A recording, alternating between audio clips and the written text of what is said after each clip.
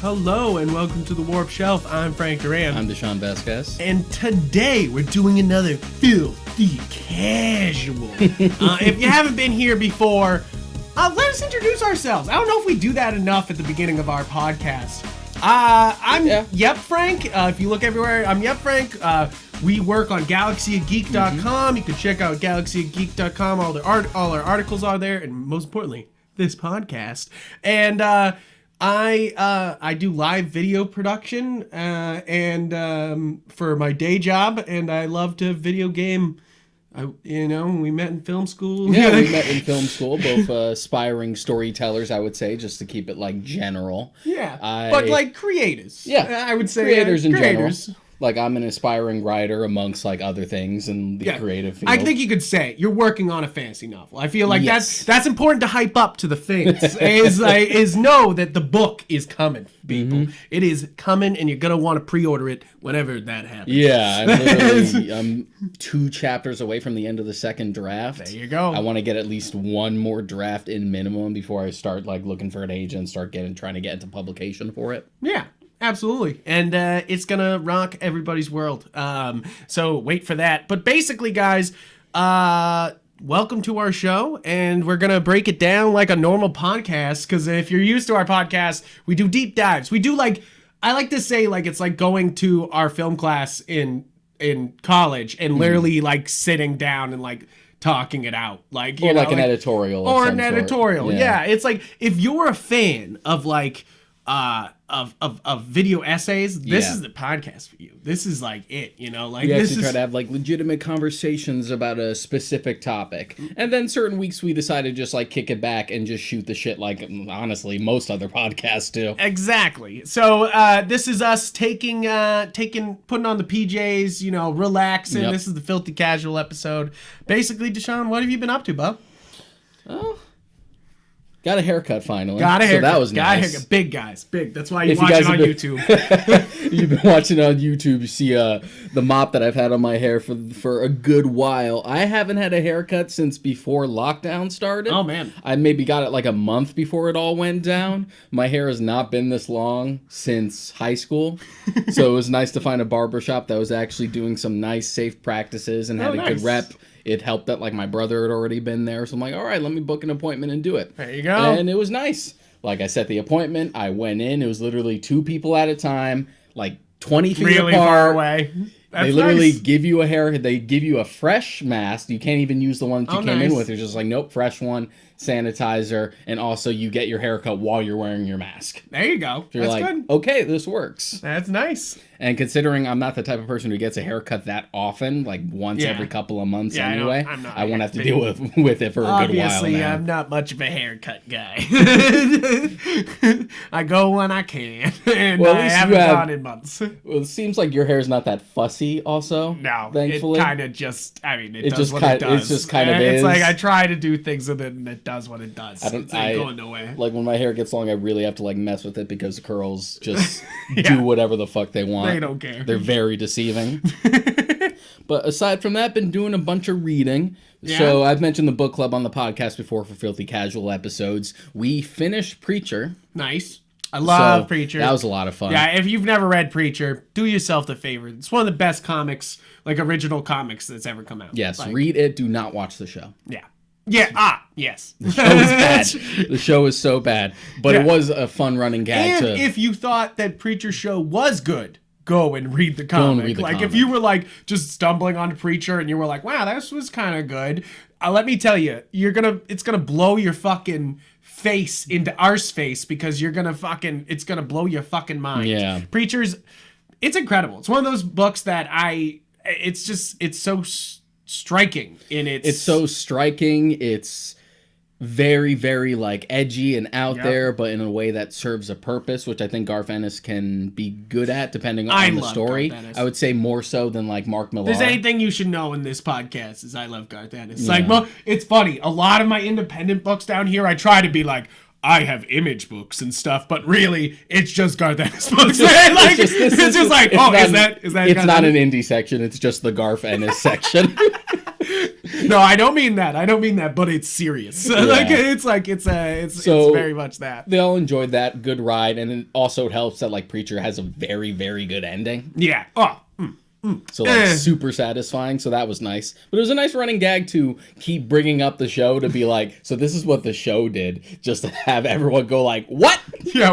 What do you mean? Yeah. So we finished that. Now we're doing the Count of Monte Cristo, which is very fucking long. Dragon a little bit. It's very good. Yeah. It's just old. It's like almost 200 years old, so it's super long-winded. Yeah. The copy I have is 1,055 pages.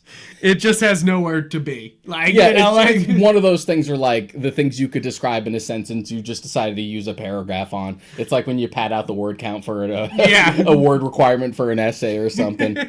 Where you're just like, and was. And I keep switching back and forth from like the physical book to the audio book, depending on what I'm doing, because we have to get through like 90 pages a week. And there was a death scene that like made me lose my patience because it just drags on and on and on. Just like, you were talking a lot for a person dying. That's dead. I know we make fun of that all the time for like movies and stuff, but this was like really pushing it. It kept going like, it became comical. It was like a Family Guy joke or something. Where you're like, ridiculous. Just die. I actually said that like while I was listening to it while I was cooking. Just like, okay, just fucking die already. Just let's move on. So I feel like a lot of anime does that too, where like people will just not die. Like, you're just like, please, just fucking go on to the beyond. And I can buy it there because at least they're not just like, okay, I'm going, or in this case, like, I do, but one more thing. Real quick. So, got you there all day reading long that, as he dies.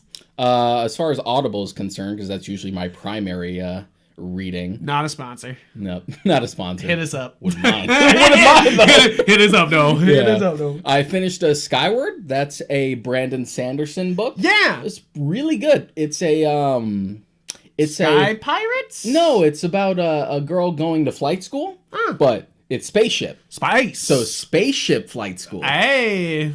And she also like meets up with this like abandoned ship that has like an AI.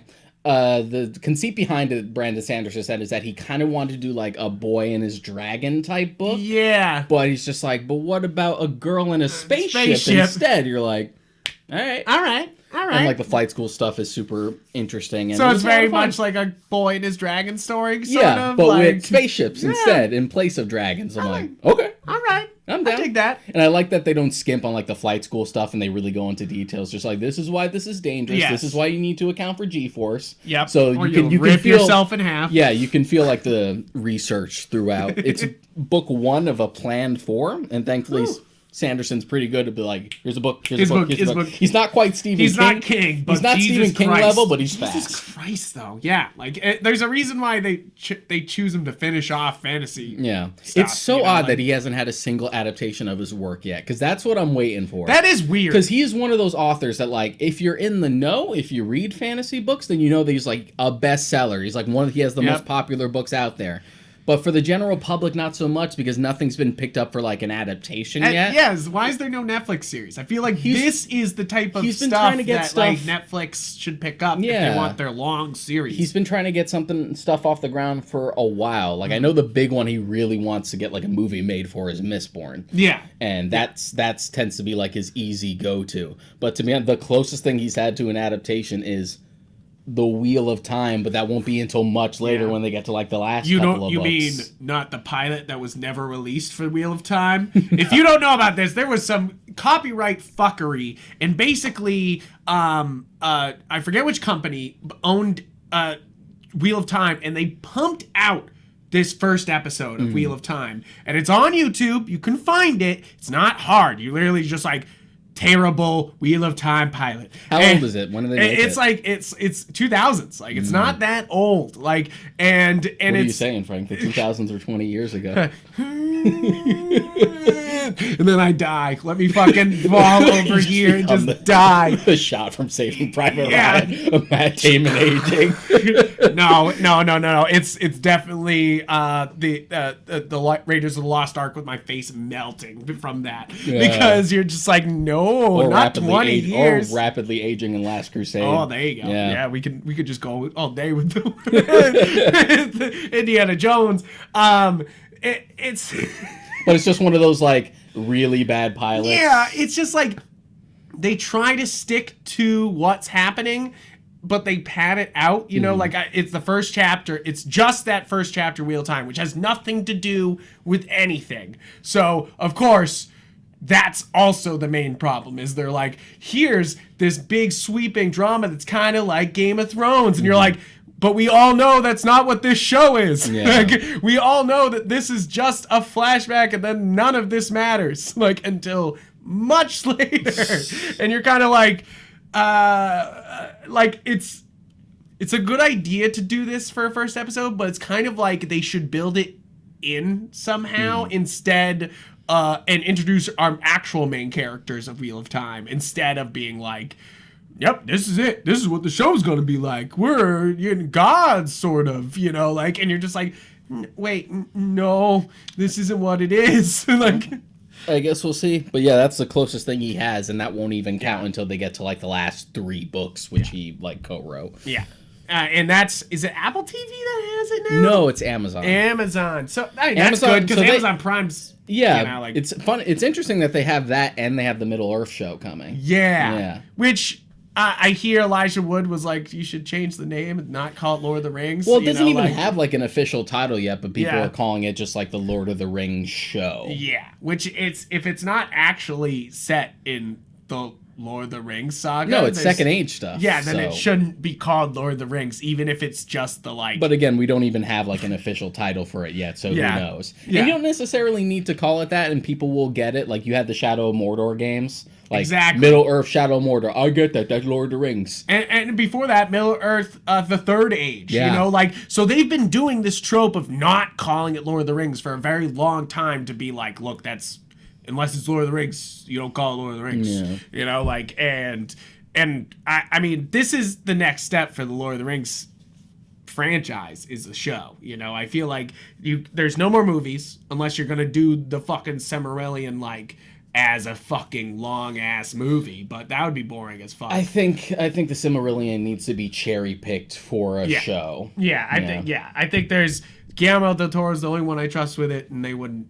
I would love to visit the alternate universe in which he did get to do the Hobbit movies like originally intended. Yeah. But then again, I would love to go to the Del Toro universe in general, where all the projects he actually wants to do actually happen. That one weird alternate reality where he actually gets all those projects done, that would be crazy. Where they're just like, #1 director of all time, Guillermo del Toro. Sounds like a better world to me. With Justice League Dark 2. Like, and you're just like, what?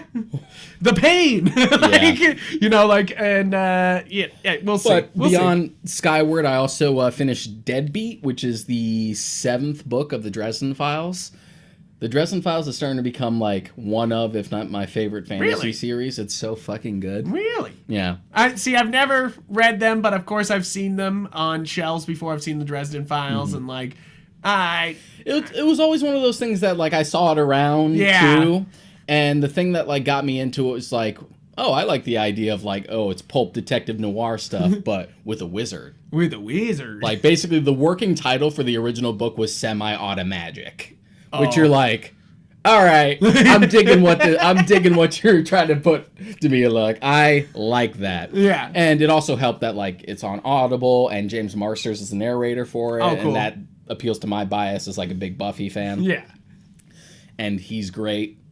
It's so good that like I don't want to read the books physically because I'm so used to him narrating it, which isn't something I would say for like any of the other narrators, even great ones like Michael Kramer, where it's like, I just want to have you tell me the story. I don't want to read it. I want you to read it to me, James Marsters. So that's good.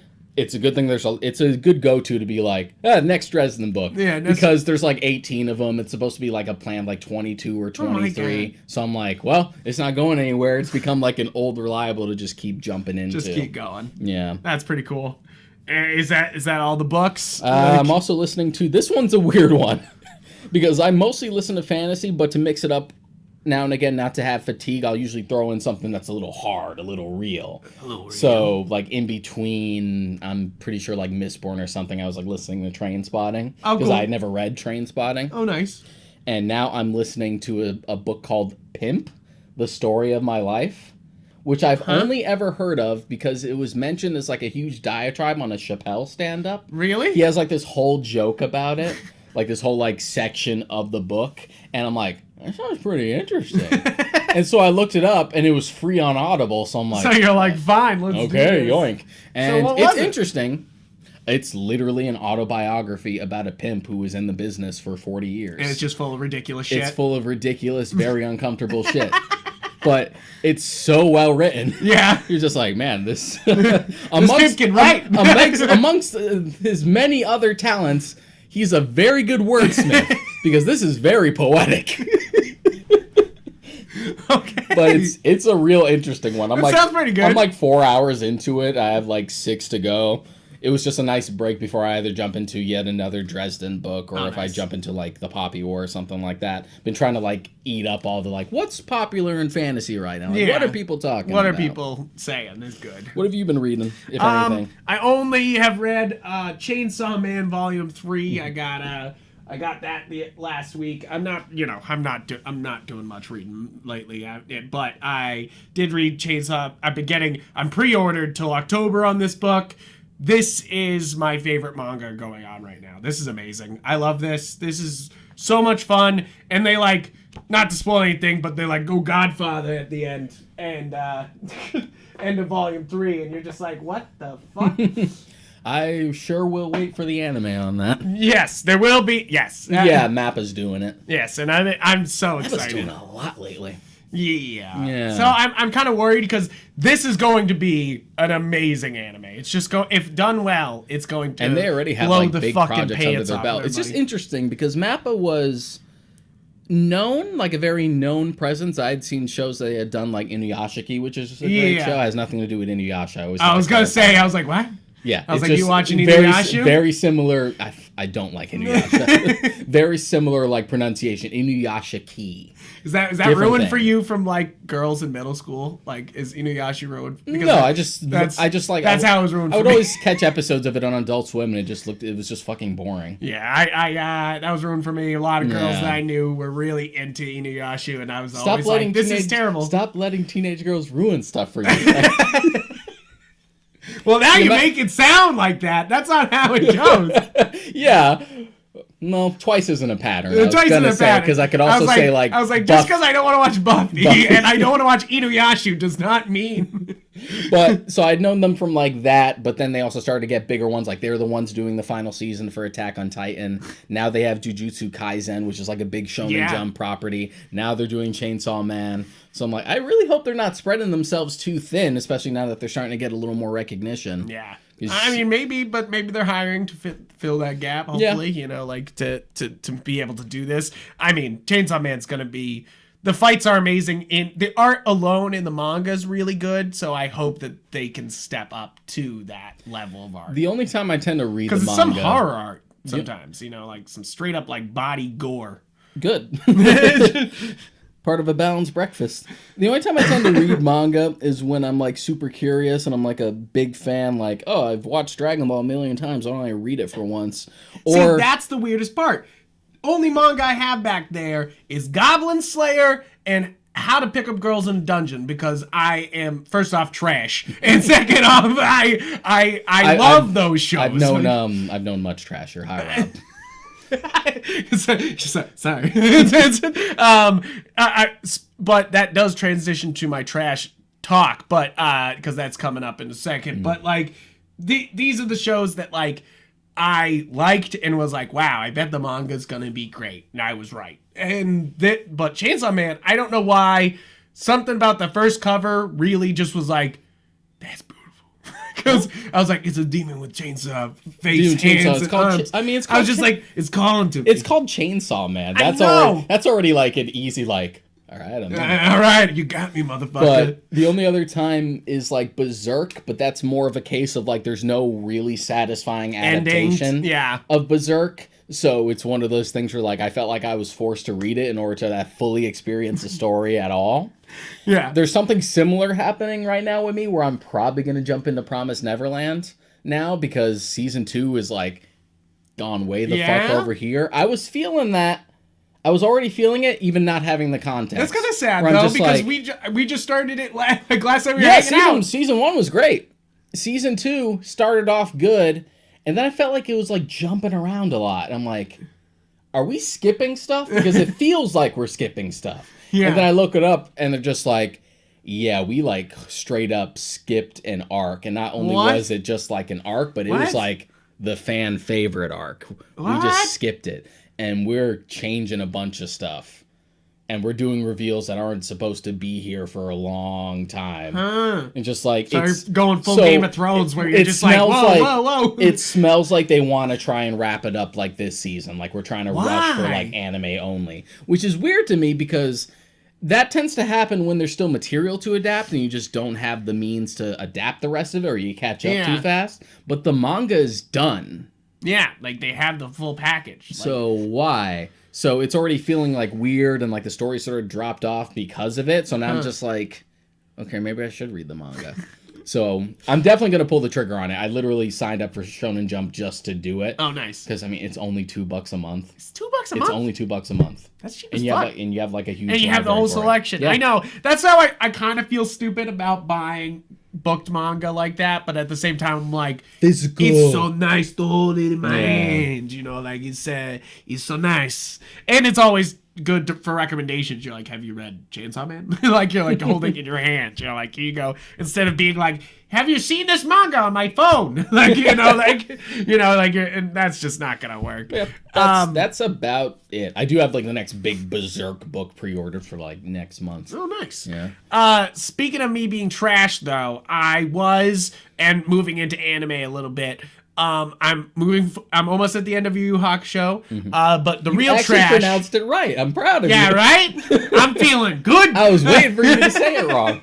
And I did start because I've always been curious about this show and the game, Azur Lane. And all my trash weebs out there know that this is a show about battleship waifus. That's the best way to describe it, is that basically famous military ships from not just the U.S. military, but every military in the world have been, are not been made, but like, yeah, but they have made into waifus, girls. Like,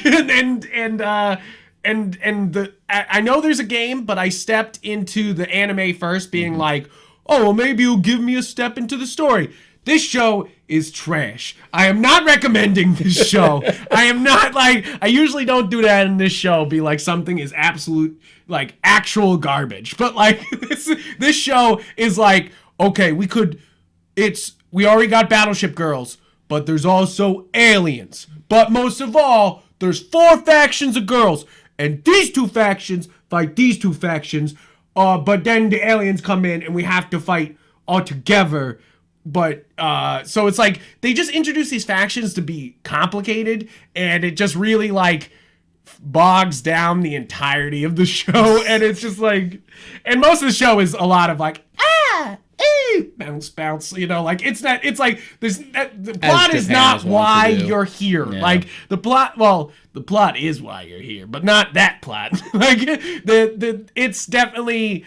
It's one of those shows that I was like, okay, I'm here for the battleship battles, like, and they're decent. They're definitely like weird because they're trying to adapt the game. So like, there's abilities there where you're like, so she can make planes, but there's actual real planes. And then they're boats, but they're riding on a boat until they hit the water. It's one of those things that nothing in this fucking world makes sense, and I don't know if it's supposed to. Because like even the show is kind of like, don't overthink it. But then they have a whole episode where they're like, but am I built for battle or am I just a girl? Like they have like a whole episode where they deep dive into it. Like they kind of like have an episode where they're like, Don't think about it. It and then the sounds next like episode, they're like, "But was I built for war?" It sounds like a show based on the entire conundrum between Goofy and Pluto. Yeah, right. You're just like, where wait, it's what? just like, wait, why is one humanoid and why is one an actual dog? Why is there something sinister about that? Why is there no men in this universe? Yeah. Is the other question too. You're like, wait, so they're saving humankind, but I only see ship girls. Like, I don't see other humans. There's no other, like, nobody walks up and is like, yes, Commander, to the girls. Like, they like play it weird where they're like, oh yes, the HMS King George is actually like the queen. And you're just like, so they're not just ships, they're also queens and heads of nations. You're like, how? Wait, were they built or were these like? It's just like it's one of those things where I'm just sitting there being like, what? It's like trying to question like how the world works in something like Cars. You're like, yeah, I don't even want to think about it. It's almost exactly like Cars, but with waifus, where you're just like, does this make any sense? Like, it just raises too many questions. Yeah, that there has to be 9/11 in the Cars universe because there's airport security as hard as like normal airport security. So like that implies that there was a 9/11. Where's that movie? Yeah, right. You're like, what? So the show really does. It does finally like get good sort of at the end, where it like. It finally is like, okay, shut up about the factions. All the girls are going to fight the aliens. And you're kind of like, this is what I came for. Thank you. Like, also, episode 6 is what you came for. On Funimation, it is completely uncensored. They don't give a fuck on Funimation. I don't, like, I also wasn't expecting this. The whole show was definitely like, panty shots and big boobs. And then 6 episodes like, everyone's naked. This is sort of a hentai. And you're kind of like, what? I didn't see this coming. I'm not mad. I'm not mad. I'm not mad. I am very. But warn me next time so I can watch it when my wife's not home. No, she was not home. But I was definitely like, what the fuck? And because it just jumps, and then it doesn't do that again. They never like dip into nudity. It's just like that episode was made just to be like, adults, come on in. Like and you're just kind of like. What the fuck? But of course it's weird. The whole thing's weird because of course some of them are little girls and you're like and the whole show's like, but they're not. They're a battleship. And you're like, yes, but that's a little girl. And they're like, yes, but you can sexualize the little girl because it's a battleship. And you're like, no, you cannot. No, you cannot. But that's a gray area for it's such like a gray, anime. yeah, it's such a in general. And anime is always like, but she's 500 years old. Yeah. And you're like, no. Or just like all the best girls on like every shonen where they're all technically teenagers. So you're just like, but they're all designed like grown ass women.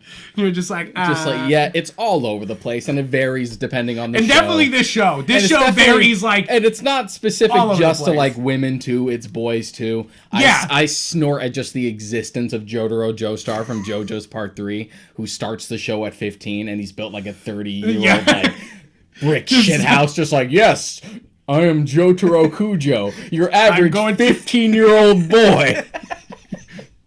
I feel like that's what Dwayne "The Rock" Johnson must have been like in high school. He's like, I'm just a teenager. And they're like, okay, you just saw me watching a JoJo Part 3 clip. Yeah. That man is supposed to be 15 years old. How? Exactly. I haven't watched that part of the show, but what the fuck? That's supposed to be 15. Even Jonathan is supposed to be pretty young in Part 1. You're like, no. Yeah, you're like, that's just not true. Nope. But besides that, the show was terrible, but I'm really into the game. Like, it's like, the show was definitely like, hey, play the game. And I was like, okay, all right, you got me. I'll play the game, and I haven't. It's a free to play game, and it's a gacha game, of course, but it's not too bad. It doesn't delve too deep. It's not trying to force you. It doesn't stop you from playing often, and it does have a lot of gameplay when you're getting into it. You know, like and it's definitely one of those where you're like, oh, I got the next best equipment, let's put it on there. You know, oh, I got the next best like ship, let's put it into fleet, you know, like,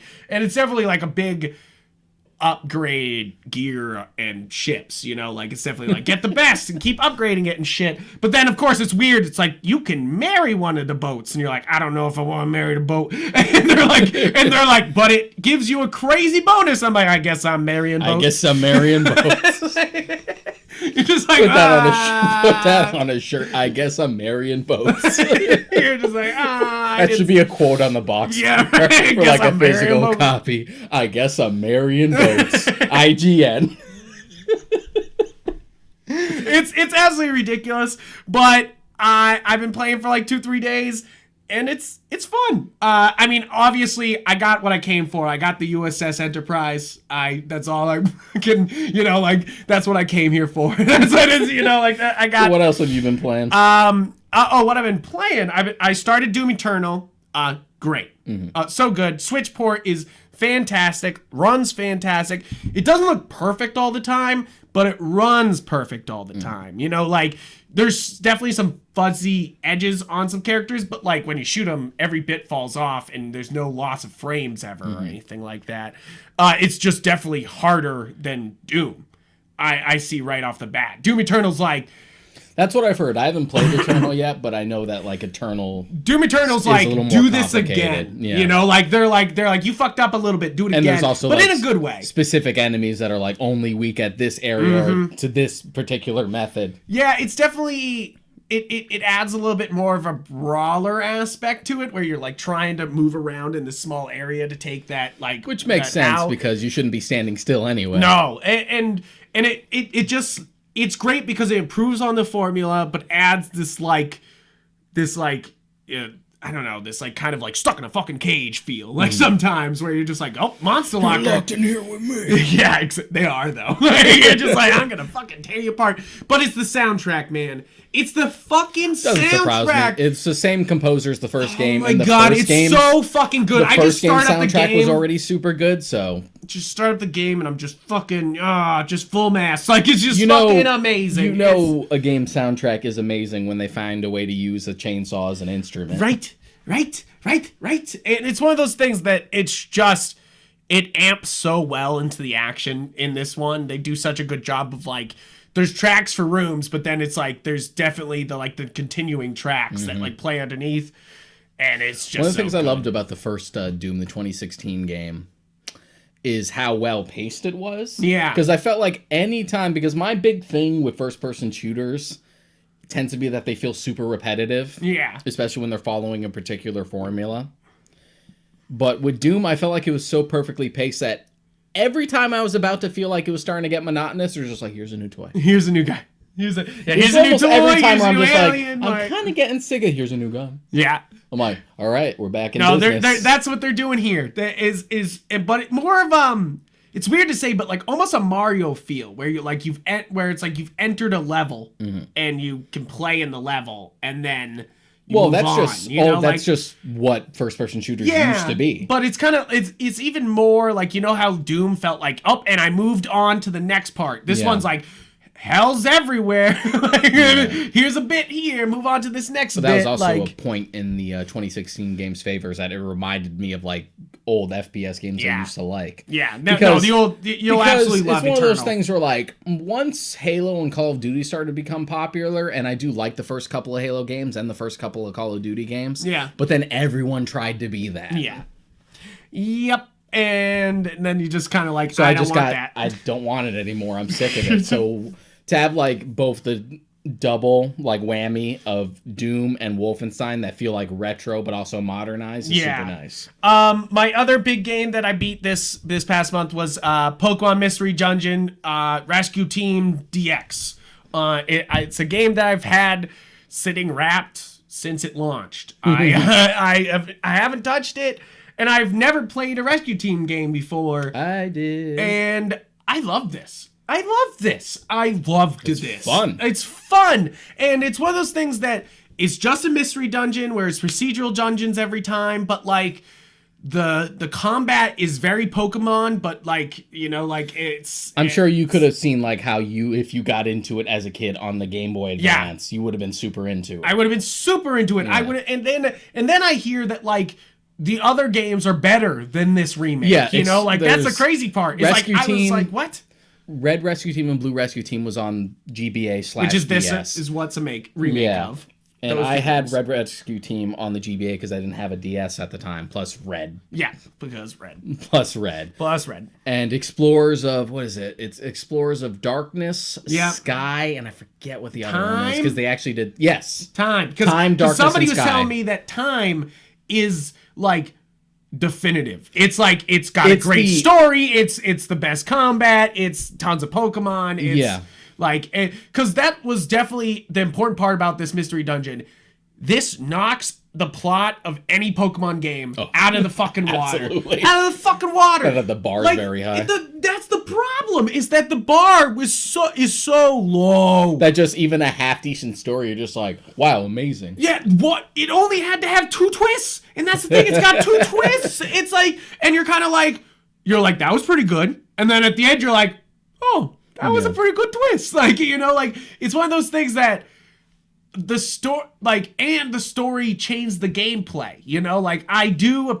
Sometimes it's annoying in a game when it's like, oh, you can't go back to town because you're doing something else now. Like, you're stuck on an aircraft carrier for the rest of this game. Yeah, and you're like, what the fuck? Like, but that's definitely a problem. And like, and that's, I almost felt like that was an issue here, but they did such a good job of being like, it's part of the story that you are running away. Like, they are chasing you down. You are hunted. These Pokemon are gonna kill you. Like, and you're kind of like, well, fuck, I gotta run. Like, and when has that ever happened in a Pokemon game where you felt like you were actually gonna be taken out? Like, you know, like actually, like everybody hated you. Most of the time, it is just like, the world's gonna end. Better fucking send Blastoise. Yeah, it's nice in general that the Mystery Dungeon games are actually legitimately challenging at points. Yes. Like, if you're not careful, it'll kick your fucking ass. It will. And that's the thing I think I liked the most about this game, is that it's a survival game also. Yeah. It's like, it is a dungeon crawling survival Pokemon game, you know, like, where it's like, you gotta feed your Pokemon, and you gotta make sure that they have, like, PP is so much more of a thing in this than any previous Pokemon game. Yeah. Like, because you just go through moves constantly, and you're just like, oh shit. Yeah, especially you eat it up, especially when you start like getting into like link moves and stuff like that, where you're using 2 at once, which is good, especially for bosses, but it'll just run through those points. Exactly. The good thing, I got bodied like in some of the later dungeons, and I had to use the online feature, but there's plenty of people playing this that I was saved in under an hour. I was like, okay, I guess I'm done playing Mystery Dungeon for 2 days. Like, or which is nice, like because back in the day, the only way you could do that is if you connected with another like GBA or DS at the time. And it's just like, you post on a board, and then you pay out money to whoever saves you, and like instant. And what's good about it is it's free grinding, so it's one of those things that like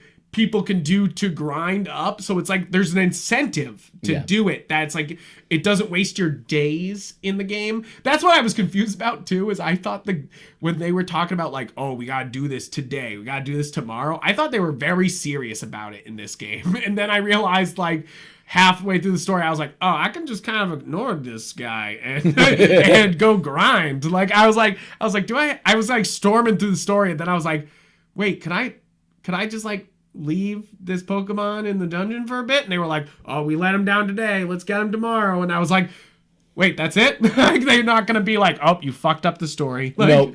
They're like, doesn't try to restrict you that harder. No. The Explorers games aren't too different in terms of like really upping the mechanics or anything. It's a little more polished, but the Explorers games have a better story. Yeah. Which is nice. Yeah, the story's good here, but like time looked like it was that was a real story. That one helped that like it was for the second set of Explorers Mystery Dungeon games. It's like a complete, Yeah, and they did a third game, like a third version that combines elements of both. See, the thing is, I beat this game, and of course it's got a shit ton of post game. A lot. Shit ton of post game. I started to play it, but then I let my brother borrow it because I was hyping it up too much to him. I was like, this is great. Like, you gotta play this game. Like, this is like, you gotta give this a shot. And he's loving it too. But like, I was really enjoying the post game so much that it made me be like, okay, well, where is a real version of this? You know, like, because this is just a remake of Red and Blue. Where's the new mystery dungeon? Generally speaking, when we tend to do remasters like this, it's usually to be like, remind you guys this exists. Because we got something coming up, maybe. Yeah. That tends to like follow. And I wouldn't be surprised. We had one on the GBA, we had two on the DS, we had one on the 3DS. And only one on Switch so far, so it's like, we definitely which should is a have remake, another. so I'm sure there'll be one down the road. I want it now. Like, I can't recommend this enough to Pokemon fans. Like, if you are itching for a Pokemon game, this is... a Pokemon game with some actual challenge. Yeah, some, actual challenge. And, like, this is an not actual, like, plot. Yeah. Like, that's two things that just the normal mainline games do not have. You know, like, they're like, oh no, the world's gonna end because it's a shame of that they Pokemon. it's a shame that they never made like a full-on anime for the Mystery Dungeon games. They did do like a little 20-minute pilot, and it was cute. And it made me wish they made a full series for it because it's kind of cute that it's only Pokemon. Yeah. I think that's the main thing here is that, like, where I'm watching Digimon Frontiers right now, and I've loved the Digimon series and watching it, but I've kind of complained that I've missed the Digimon being with the people here.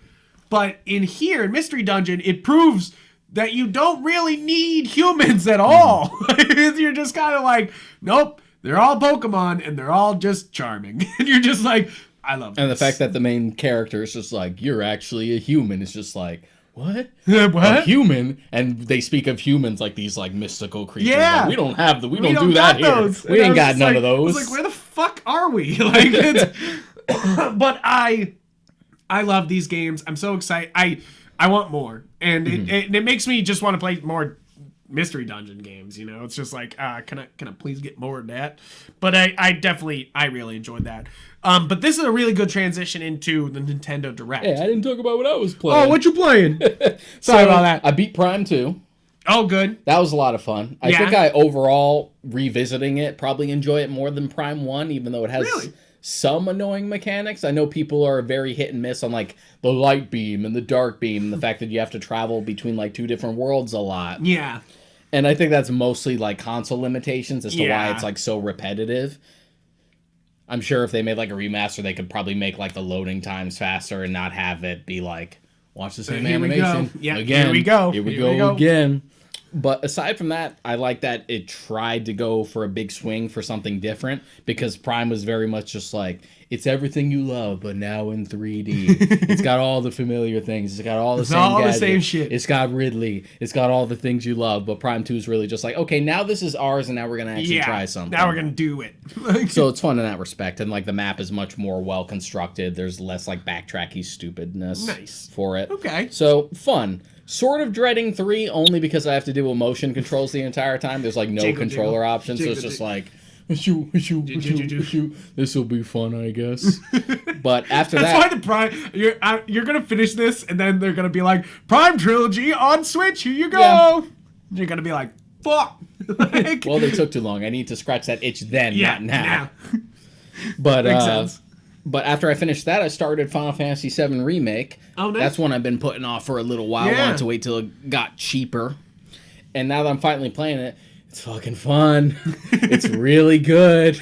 I've heard great things. It's really fucking good. I know people tell me I'm going to hate the ending. I don't know why. Yeah. But everyone I know is just like, oh, knowing you're going to hate the ending. I'm like, I wonder what this ending's gonna be. I love when people say that to you, Deshaun. They're like, knowing you're gonna hate it. And you're like, what the fuck? Hate it. Just like, I look forward to it. People said the same thing about the Sonic movie because they had seen it before me. They said, oh, you're gonna hate it. And then I came out of it just like, yeah, you're right. Yeah, you're on the money there. But super fun. I love the amount of like world building that they've added, because in case you don't know, if you've ever played the original FF7, the Midgar section of the original game, if you know what you're doing, can be done in about like an hour or two. Maybe for a first-time player, it'll take a little longer from that, especially if you want to like explore and like do a bunch of stuff. Yeah, there's a bunch of shit. Whereas the remake, this is going to be split into like different parts, and the first game is only the Midgar section, which is I was really, really worried about, because I've seen Square Enix. I know when they try to do something shady. They pad it out, yeah. Like FF15 took like 15 years to finish, and the fucking thing was still incomplete. until they're just like, update, patch it after the fact, patch it after the fact. But because they've like really focused on lore and world building and fleshing out the established like characters and locations, it doesn't feel like we're just padding it out for time. They've made Midgar so much more deep. You see districts that you never got before. You get a better sense of like how the economy works, how the different classes are, minor characters that are just like real serious world building. And minor characters that were like in Avalanche at the start of the game that are just there to like die later. You actually like understand where they're coming from. You get their backstory, so they're just like they really make you like them. So it twists the knife even more when they die. Even though I haven't gotten to that yet. It's just one of those things where everyone is just much more fleshed out and a little more consistent. And I'm glad that the characterization is more on par with the original game. Like Cloud, yes, Children? Because Cloud acts like FF7 Cloud. He doesn't act like Advent Children. I can watch Advent Children right now. I know you're not a big fan, but like because it's just even good. Talking about it, I just want to watch it right now. Advent Children is really good for really cool looking set pieces. But aside from that, it's really That's fucking the only reason stupid. why I want to watch it right now. It's not because I remember as a kid I had never played Final Fantasy VII, and that came out in the game. What's his vampire friend? Who's the vampire? Vincent got his game. That was my Final Fantasy VII game before I ever played any actual Final Fantasy VII. Dirge of Cerberus. I know you're gonna fucking hate me for that, but it's okay. It's very much like a very obvious. It's just like it's a DMC clone. It's DMC. They're not even trying to hide it. Oh man, I loved it though. I was like a vampire and he's got guns. Like I was just like, shit, yes. And then I was just like, guns. I was just like, yeah. And yeah, I mean, at the time, I thought that was so cool. And like, I know it was nothing. Like, you know, it's just one of those things that like, one of those games that you had as a kid and you're like, everybody else would be like, no. And I was like, yes. Like, this is ridiculous. Like, this is fun. But characterization is good. I like the new voice cast. That was one of the things I was sort of sad about going into it. Yeah. Because we've essentially, aside from Aerith changes voice actresses a lot. All the time. But we've pretty much had the same cast from Advent Children throughout like Kingdom Hearts and like other spin-off games and stuff like that. So it would be nice to be like, and now you finally get to do like a remake of the actual original story. Yeah, good job, guys. You did it. And after it seems all like this that years. was definitely the intention at first because you can watch early trailers and hear Steve Burton's Cloud before they did the recast. Really? That's kind of sad, though. It's sad, but to be honest, I prefer pretty much everyone in the new cast except Sephiroth. Yeah, you don't think he's there? It's not... Like, look, George Newbern is a hard act to follow. Like, if you're familiar with him as, like, Superman in the DCAU, like, he's a great voice actor. He's just got that deepness. Yeah, and he sounds intimidating, but also makes it seem effortless. Where it's like the new Sephiroth is just like, I'm intimidating and I'm trying to sound like it. And you're just like, yeah, but no. Yeah. I feel like there's some voice actors you can like feel the power behind it. I mean, Tom Clancy's one of those where like if he drops his voice, it like... You mean Clancy Brown? Clancy Brown. Sorry, why did I say Tom Clancy? You've done that before. I've done that. Do you like the Tom Clancy games that much? I do. No, I like the books when I was a kid. Okay. Like talk about more things about reasons why I was like battleships. Like I was like battleships. You say like, but like, yeah, it's like they could drop their voice enough where like. It sounds powerful without sounding like they're trying to sound tough. You know, like there's this where I sound tough, and then there's you're like, I will fuck you up. Like, you know, like I'm not doing a good job, but like, yeah, but I get what you're getting at. Yeah, it's like is trying to like actually put that big sound, you know, like it's kind of like it either sounds like you're either intimidating or you just sound like you're trying to. I think Sabbath gets it often, you know, where he gets from being like sounding big to sounding actually tough, you know, like actually like power behind the voice. So that's been fun so far. I'm maybe like, I think like halfway through it. It's one that I like to actually like get away from me Discord friends, putting on headset, playing this, do not fucking bother me. I mean, that's good, though. It's like, that's a good game. And there are very few games that I do that for. I usually only break out the headset if it's like a horror game. Nice. And what's the other Other two? ones, I've been playing The Forest with my buddies. Yeah, the one with the cannibals? Yeah. This one's old as fuck because we did a review on it in GAU. Do you remember that? I remember. That's so wild. That's a throwback. Like, because we were like, wow, look at this weird game that's going to go nowhere. And then, like, what, like 6-8 years later, they're like, we still got a fan base. Like, and you're just one like, of those okay. things where like we're in early access because we still gotta work on it. So been playing that with a couple of buddies, and I had totally forgot about it until like I was into it. I'm like, why does this seem really familiar to me? Right on the money. And then like I remembered like the GAU That's thing. so I'm like, funny. oh my god, whoa. Oh, But so in case you don't know, it's fun game back a then. little team survival game that you play with your buddies. It's directly inspired by the horror movie The Descent. If you guys have ever seen The Descent, really good movie. Yep.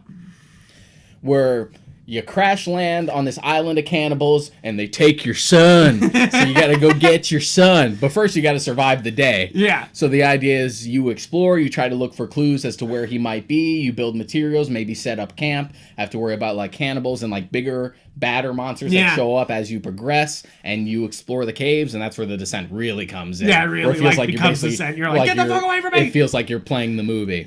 And so the idea is that as you progress, you get more tools to be able to go deeper until you end up at like the bottom of this huge like sinkhole where the game like ends. Huh. So it's been fun so far. It reminds us of like elements of like other survival games, like a little bit of Minecraft, like a little bit of it's a lot of building up your fort and kind of like defending. Yeah, and picking what to do for the day. Just like, all right, let's focus on getting enough wood so we can build this. Let's do this. Let's do that. Let's get some fires. Let's have a bunch of drying racks for food so we have plenty of it stocked up whenever we're ready to go. But it's also, you have to pick a certain spot and make sure that it's not an area where cannibals often patrol. You also have to worry about not being out at night too bad because they'll find you if you have like your lighter on. And we got mobbed like once where we were just like, we came out of a cave at night and our base was so far away that we just had to kind of take it slow. They spotted us and they like fucked us up. But it's fun. A little, definitely like, it definitely reeks of a game that's been in early access for so long. So it is a little unpolished in places, but it is genuinely fun. And there is a sequel coming, so hopefully they'll have that opportunity to like really buff out the scratches. I hate when they're like, we're announcing a sequel. I'm like, you got to release the first one, bruh. Like, you can't just sit there in early access. Like, you got to fucking pull the trigger. Like, and just be like, we are released now. Like, it's been fun. And then more in multiplayer, which is odd for me because I'm mostly a single player guy. Yeah, this is weird. Yeah. I play with people? You play games with people? So, Super Mario 3D World recently came out. Nice. Or was ported to the Switch. Yeah. 3D World plus Bowser's Fury.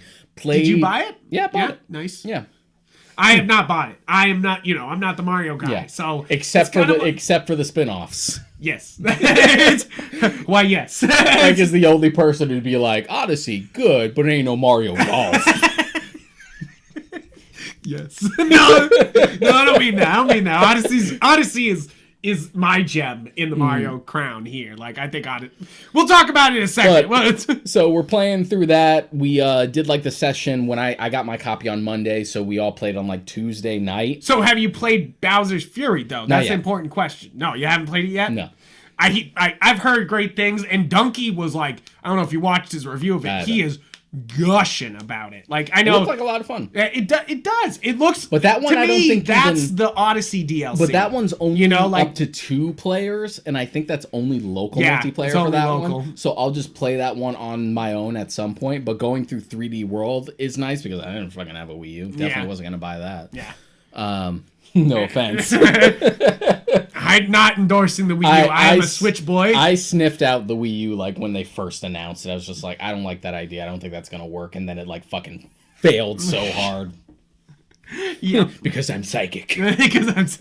So we're playing through that. We had a 4-player game. We played for a few hours and got like over 70 stars. Oh, nice. We finished like 3 worlds. Oh, nice. And we were like going back and like, get every star. Get every star. Go back and get it. We're going all completionist on it. Fun. It does have typical like Nintendo Online issues, like the connection's not always stable. Yeah. Like I'm doing it through the Wi-Fi. I have friends who have like an actual LAN connection. Lagging isn't too much of a problem for me. Input delay is definitely a thing. It's like a half second after you've had it. And I was able to acclimate it, especially by the end, to like get used to it. But I had a friend who like had it particularly bad because not only was he playing with us, but he was also like streaming it through Discord for other friends to like watch us, and that added to the input delay. So he was all fucked up. Oh, that sucks. Like, and that makes sense, but it's also kind of like, okay, well, Nintendo, figure out what the internet is. I thought they switched over their servers. I thought that's what happened. I thought this was one of the first games that was going to switch over to the servers. I heard that they were doing it. I don't know if they pulled the trigger on it yet. I know they are. I thought it was this or Apex, which was supposed to be the changeover to it. I'm not sure which one's going to be like the first one on the new network. Let's put it this way. You very rarely play Nintendo. Nintendo's always been known to have like subpar Wi-Fi since the Wii. That's why I finally did it. I bought an Ethernet connection for my Switch. For the longest time, I wasn't doing it, and then I was just like... It's your Overwatch, I was kind of like, fuck it. It's your only home console, so why not? Yeah, and the dongle can be used for your computer, you know? So it's kind of one of those things that you don't have to buy the Nintendo one, but I bought the Nintendo one because I'm an old boy who's like, it says it's a Nintendo product on the sticker. I gotta get it. I can't get the byproduct. It's gotta be officially a product from Nintendo with the gold seal. Chill. No, it's the gold seal. The gold seal. It's true though. It's like when I grew up, I was always like, oh, if I buy this controller, it doesn't have the gold seal on it, which means it will go bad. Which it did. It always did. If I didn't buy fucking Nintendo, my Mad Cats was always like, fuck. Like, you know, Mad Cats. Hey, well, I'm poor. So I mean, that's definitely not exclusive to Nintendo. Just like third-party controllers are more miss than hit. Yeah, that's why I give props to Xbox for being like, you can make any Xbox controller you want. Customize it however you want. Here you go. Like, I give props to companies who like have nothing to do with the company, but actually like kill it as far as third-party controllers are concerned. Yeah. Like I have two 8-bit do controllers. Yeah, 8-bit does good job. Which was my de facto like pro controller for the Switch before I got an actual one. Yeah. And I still use it. And I still use it for other stuff. Like, but it doesn't vibrate, right? It doesn't have the HD. Does it vibrate at all? The 8-bit though? No, it doesn't. See, I've bought a couple third parties, and it's like my thing is that a lot of the Switch games lean into the HD vibration, you know, like, and it's not really a big thing sometimes, but then sometimes it really is, you know, like it really like sometimes you're like, oh, I don't need vibration for fucking Jurassic. The other game I was playing was Jurassic World Evolution. I've always felt that way for vibration in general, where I don't need it, but I appreciate it. I especially appreciate the HD where they can like make certain noises with the controller or make it feel like the thing that's hitting you or something like that. Like I think Overwatch does a good job of like when you get hit, it vibrates, you know, like it's not constant. It's only like good shots on you. That's like the real like, you know. Like, no, I get what you mean. And of course the mainline Nintendo games have done fantastic things with it. Like Mario Party able to make noises. So you have to guess which is making that noise out of the fucking controller. That's the only thing about Mario Party. It's definitely a perfect controller for like playing the old like NES and SNES games. At least before I got the Mini. Yeah, because the 8-bit 2 controller actually has a better D-pad than the Pro controller on the Switch. Yeah, because Nintendo's Nintendo's D-pads just ain't. I don't know what's with them. They don't know how to do the fucking D-pad anymore. Yeah. You know, like they just fucking. It could be worse. It ain't no like 360 D-pad, which is just like. You're like, cool, that's fun. But I even used my 8-bit 2 when I was going through AM2R, just like through my laptop. Nice. So it worked as it's just a good Bluetooth controller. Yeah, it's a good just de facto Bluetooth controller as well as something that emulates it because it's supposed to be in like the Super Nintendo controller style. Nice. I like that shit. And so that brings us into that's all the games you've played with the Super. But is this worth getting? Is the Mario World is 3D? Is it 3D World? Is that 3D World? 3D World because we had 3D Land on the 3DS, which to be honest wasn't that great. Which is the weirdest bit, is that 3D Land was because it was actually in 3D, and then 3D World's like, it's on Wii U. No 3D. It's just one of those things where like it's sort of like the same formula, but expanding it to a console. But they got rid of the 3D. But they got rid of the 3D, which I don't fucking care. I never used the 3D slider anyway. I mean, I had the XL. I had the 3DS XL. So did I didn't like it. Really? I loved it. You know me. I don't give a fuck about 3D as a gimmick. I know. You know this. I know, but it looked good. Like, a lot of games looked really good with the 3D on there. Other times, not so good. I mean, Monster Hunter was fucking awesome with that. You're just like, didn't play it. Yeah, well, get fucked. Didn't play. Didn't play. But moving on to the Nintendo Direct, because there was a Nintendo Direct yesterday, and we're putting this episode out today, might as well just dive into it. Yeah. So starting off, Pyra is the new Super Smash Brothers character, which I know you're kind of like, another sword. I'm still. No, not so much, because I felt like doing a Xenoblade 2 character was inevitable. Yes. And you gave me Sephiroth, so I'm sated for now. But I'm just indifferent just because I'm still going through the first game. I will say it, Xenoblade 2 is a masterpiece. It's one of the great games on Switch. Like, guys, if you haven't played Xenoblade 2, you are missing out on one of the best games on Switch. It's no question in my mind one of the best ones. So I'm hype as hell that they're throwing it in Smash so more people will go back and fucking play Xenoblade. Because it's just kind of like, I feel like a madman over here being like, no, but you get Pokemon, but they're like waifus, and they're like, no, that's stupid. You're like, yeah, but the gameplay is deep, and also the game's like 90 hours long. I think a good chunk of that is because you only have a Switch. To be fair, but this is a great game. Not to say that like Switch has like a lack of RPGs. It has its own specific ones. I think it's become the JRPG machine. I think Sony's let a lot of people down, and Switch is the new JRPG machine. Like, Sony has censored a bunch of games that were trying to come to their console, which they never did before. And Nintendo, for some reason, is just letting fucking hentai come out on its system now. So you're just like, all right. Like, but just the idea that just like, yeah, that's cool, but we got RPGs over here that we're playing right now.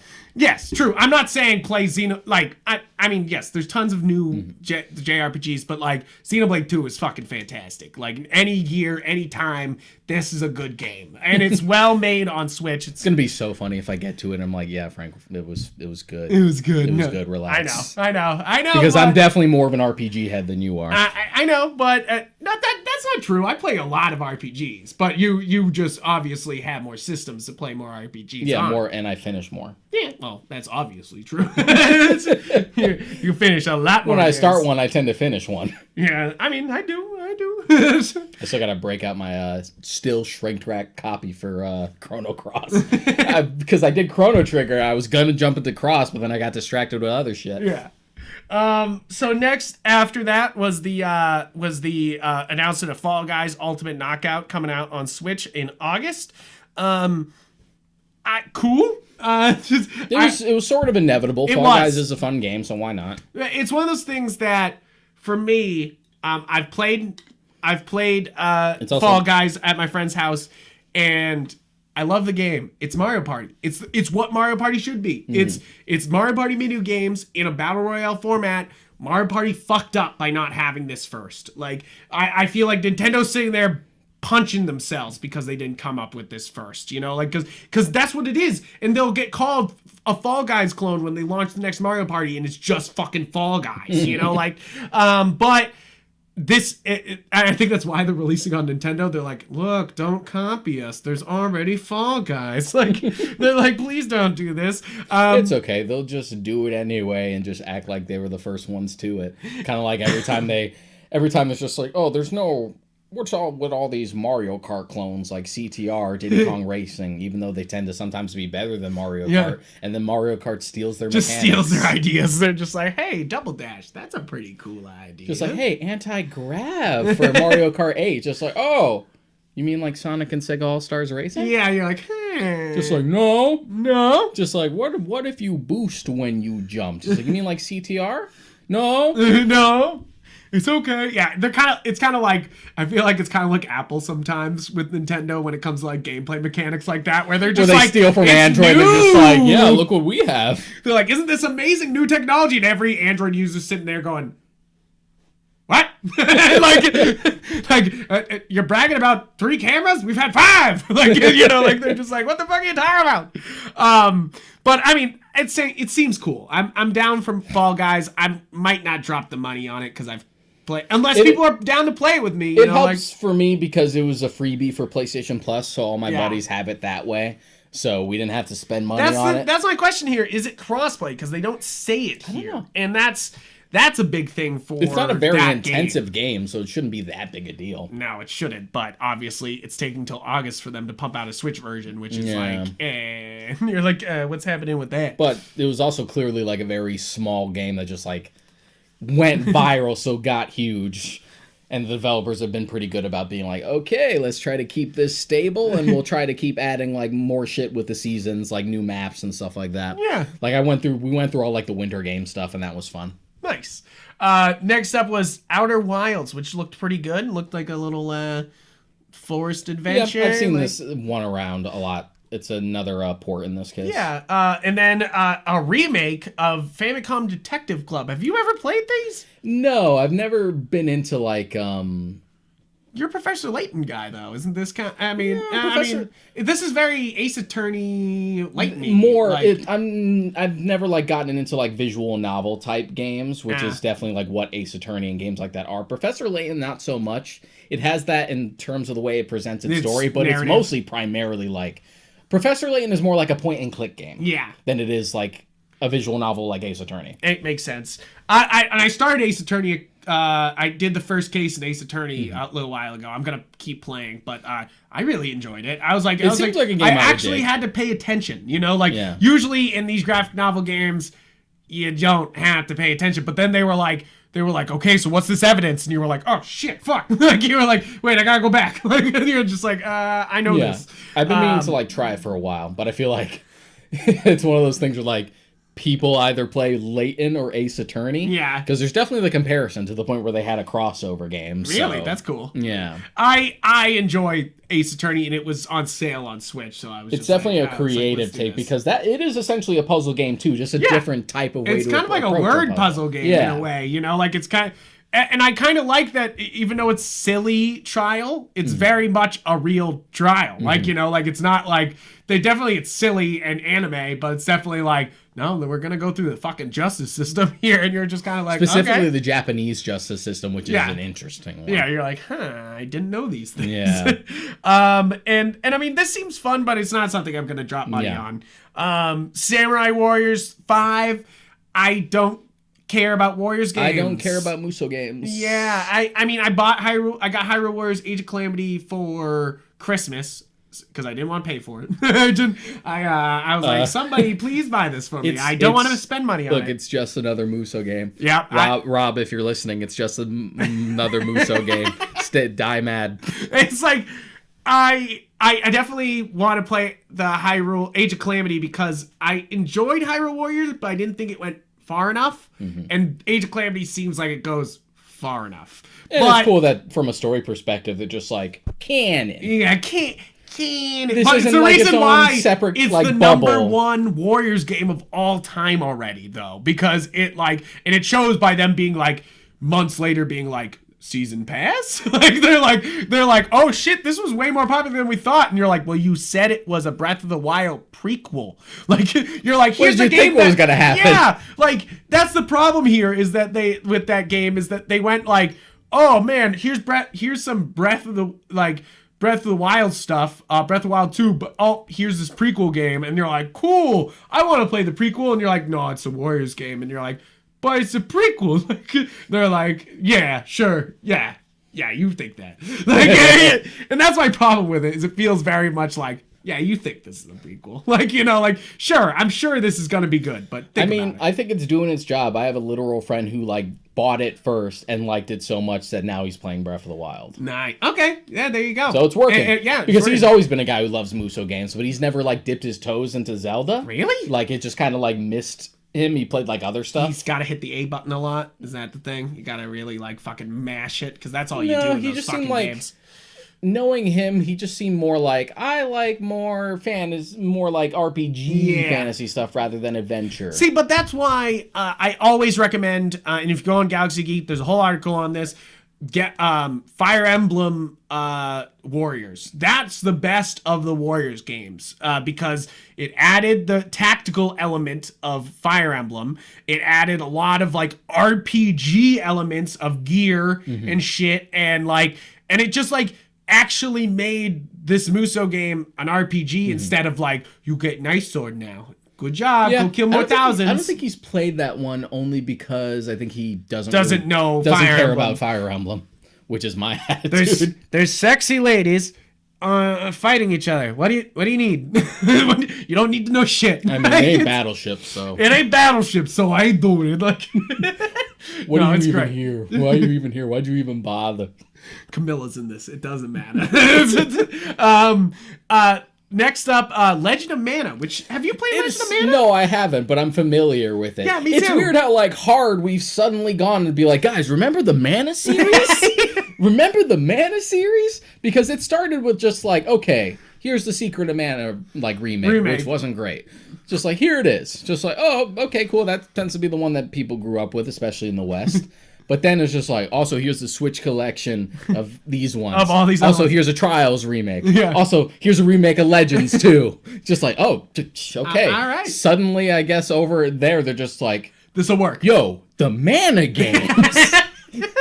And this looks kind of good. I know I never played it before, so I'm just talking out of my butt here. But like, it's kind of cool that it's like build your own map. It's an old GBA game that's like sort of like remade / remastered for this. Yeah, and that shows with like the nice pixel art and stuff like that. Which I'm very glad that they actually stuck with and just like cleaned up a bit and made sure it was properly optimized instead of just going for something completely new. Yeah, I fucking hate like mobile ports of old RPGs because they like change the pixel art and like give it like these sterile cool plain looking sprites like goblins, like Ghosts and Goblins definitely has that look. What the fuck happened there? I felt like there was a trailer like years ago of that game that it showed like classic looking Ghosts and Goblins, and then the art style changed. Look, what the fuck happened? I love genuine like sprites and old school pixel art. Yeah. So to try and smooth it out with like these like sterile plain models every time is really annoying. It looks like a mobile game. Yeah. Like, I know a lot of people are interested in it, but like it looks like a mobile game, you know? Like, it's often why I can't stand like playing updated ports of games like that because they tend to look like that. I give it to Capcom though with another game that they released during this direct is they released this arcade cabinet collection, which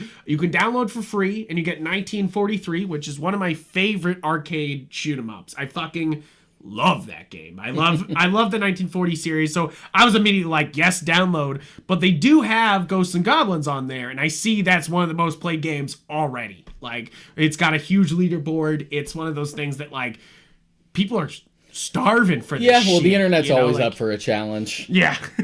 I thought that was pretty funny that they were like, and here's a leaderboard. You're like, oh shit. like everyone in the world. And they were also just like, oh, and there's a rewind feature, thank God, because it'll kick your ass. It's true though. There's a lot of these games that are just gonna ruin a lot of like modern ports of old games like that always have features like that, just like save states, rewind. And this one's like free credits. Yeah. So if you die, keep going. Like, it's just like, which I appreciate because these games are hard as balls. I appreciate, but there's always 9 times out of 10 there's always the stubborn side of me. I'm just like, no, if it was good enough to be difficult back then, it should be good enough for me now to do it legitimately. So 9 times out of 10 I'm like, no, I refuse. Give it to me. Refuse. My thing about this though is that I just wrote about it in my 2020 article that I used to get my number of 31 games beat last year. I did the Capcom Beat 'em Up collection, which is already on Switch. The problem is that this Capcom arcade cabinet collection, half of them are those games. Like, I was kind of like, I already own these games. Like, I sort of wish they were like, Capcom was nice, dude. They're not. They were like, Capcom. Oh, you've already bought this Capcom game. Here it is on arcade too. You know, like, of course they're not going to do that. But like, they literally have a pack that is all 7 of those games for $15, but arcade version. Which, that's the part where I'm like, okay, you cagey motherfuckers. Like, I'm just like, this is shady shit, you know, where you're like, hey, you can buy this one where it's kind of like on your screen, or you can buy this one where it looks like it's an arcade, you know, like, and you're kind of like, Capcom shady, stop the presses. I know. Big fucking... For those of you who don't know, like, I've always had, like, a very love-hate relationship with Capcom, especially as, like, the modern era is concerned. Yeah. Like, I literally, like, boycotted Capcom for a few years. Because of Mega Man? It was all because of like MVC3 and stuff like that. Yeah. The shady practices, the on-disc DLC, which fucking everyone does now. You're like, oh, great, fucking awesome. So I just got sick of that and them only pumping out like Street Fighter and that not being very good and like ignoring Mega Man. That's the other problem again with a bunch arcade of Mega Man games. I was complaining about how many beat 'em ups versions they put out of Capcom. If we're counting how many times they've released Street Fighter 2 on Switch, there's 4 versions now. It's Street Fighter. 4 of the same game, not even like a different version. I'm talking 4 of the same fucking like Street Fighter 2 on arcade cabinet. Done. Yeah, like, which is not the good version. They know where their bread's buttered. Just a surefire. So because of that, like I hadn't like from 2011 to basically when did fucking Resident Evil 7 come out? Like 2014, 15? Yeah. I just refused to play any of their shit. And even 7, I'm like, okay, there's a demo. I'll give it a shot. And even then, I'm like, shit, that was really good. Okay, I'll get it. Yeah, but Monster Hunter, bro. And then thankfully, I don't play Monster Hunter. But thankfully, it's just like, okay, Resident Evil 7 was really good. Thanks. And then Resident Evil 2 Remake. That was great. Thanks. Resident Evil 3 Remake, not so much. I'm like, you're starting to slip into your old ways again. And then, like, MVC Infinite was garbage. Yeah, and you're just like, no. Just like, oh boy, Capcom, you being Capcom again? Yeah, they are. But in good Capcom news, they had a new trailer for Monster Hunter Rise on during this presentation. And, I mean, I already know this is my #1 game of the year. This is what I'm going to play the most. I'm going to play Monster Hunter Rise until I motherfucking die. I can't wait to edit your article about it in which you say the title of the game. Game loop. And I'm going to be like, hey, the game loop of Monster Hunter is fantastic. Yeah. It's all about that game loop. I can't wait to delete the title Monster Hunter 100 times in the same article because people I'll try don't not know to. what I game really it will. is. I really will try. But it's this game looks great. Like, I mean, I enjoy that they showed off almost new game story mode where it's like crashing through gates and you're trying to stop the monsters from breaking through all the gates and stuff like that. And it seems like it's like kind of a management thing. It seems cool. And I mean, I'm really excited just because they showed off a ton of monsters that were in previous games that look great on this one, like that haven't been around for a while. So for me, great trailer. Holy shit. I'm so excited. And they confirmed that there's going to be, and they confirmed it again this morning because I was like, wait, was that just an announcement for Europe and, Japan for the Monster Hunter Switch? And there's going to be a Monster Hunter Switch in America. So they're launching, kind of like the Mario system that came out. This one's going to be Monster Hunter. And I might do it. If there's going to be no Switch Pro, I might do it because I don't have the newest Switch. I have old Switch. I have the first original Switch, which is great, but it's not as fast. So it's kind of like I could have a faster Switch here. I could have a better one. I gotta have the new iPhone. No, come on. I'm like 2 years late on this. It's not like the new iPhone here. But Monster Hunter Rise. I'm so excited. It's gonna be great. Next up was my big winner of the whole night, is Mario Golf Super Rush. Holy shit, this game looks lit. It looks fun. No, wrong. This looks great.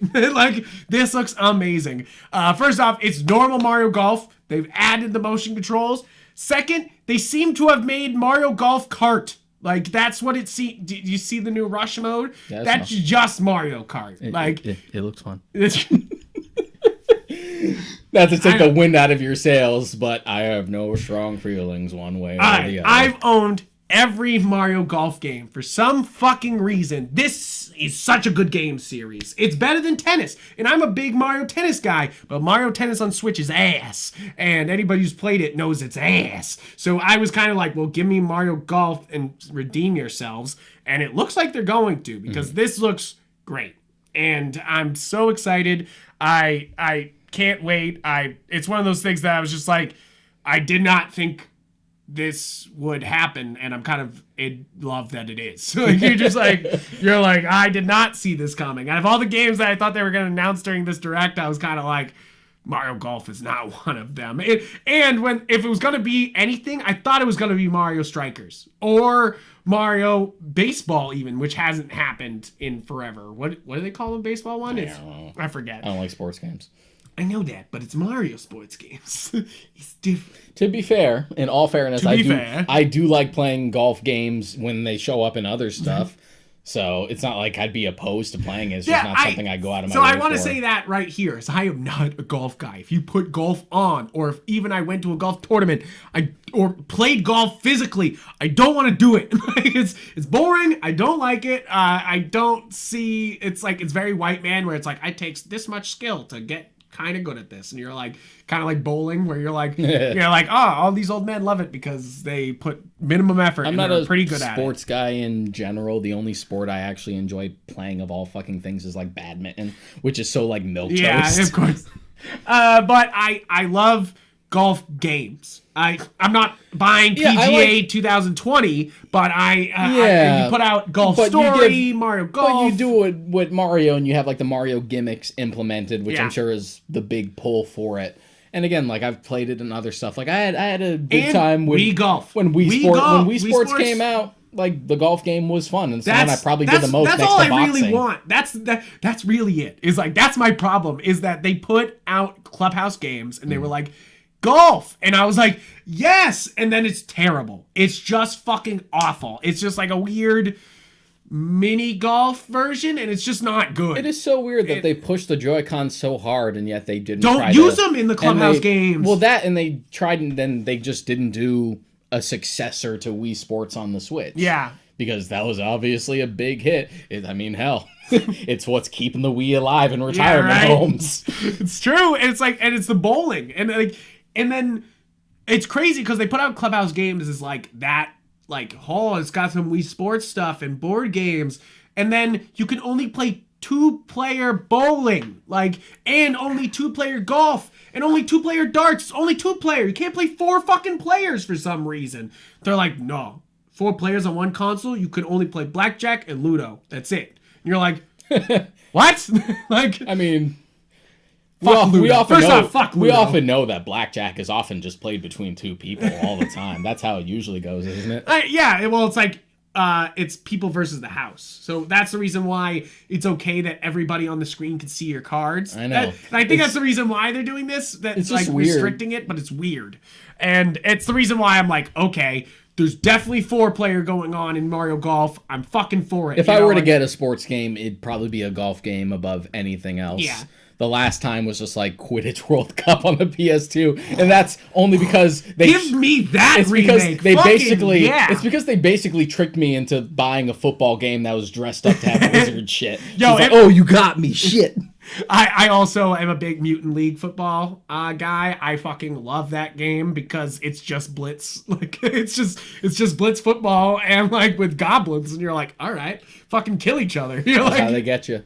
It's like. I'm definitely one of those sports video games guys where it has to be ridiculous for me to be like, yep. You will not trick me into playing a football game. It's just like, but what if it's wizard shit? Yeah, I didn't say all that. Let's hold up for a second. Didn't say that before.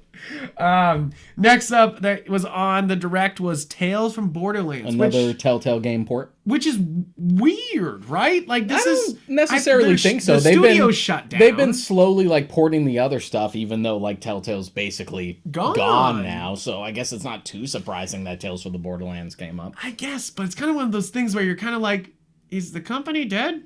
Is it dead? It seems to be projects that were going to be finished by them have kind of been brought to other people. 2K. Yeah, 2K has it now. You're just like, oh, okay. Robert Kirkman finished the final season of The Walking Dead with his company using the assets they had. Oh, that's nice. And Wolf Among Us Season 2 is still happening just under a different company. So I'm like, so they kind of sold the Telltale games everywhere? I guess so. That's interesting.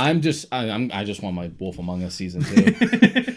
That is still Lisa. out of all of them my favorite, and it got me into like reading all the fables. The next up on the list is actually a super surprise. Was Stubbs the Zombie, a Rebel Without a Pulse. Old PS2 game? Yes. Do you remember this? Because I vaguely remembered played the shit out of this. But seeing it, this was just very like, much that's like, an old PS2 game. I know that look. Because it looks like what's the Destroy All Humans. It's very similar, where it's just like fuck with the environment as a weird character, and I love but also Stubbs. like satirical period piece where it's like making a joke every time you fucking do something disgusting, stuff like that, and I love Stubbs. I thought this was a great game as a kid. It was a lot of fun. It might not be as glorious now, but I'm excited to see more people getting their hands on Stubbs. It's like this was fun. What you're making it sound like is pretty much how I felt when Destroy All Humans got like the remake on the PS4. Yes, yeah, it's exactly like that, where you're like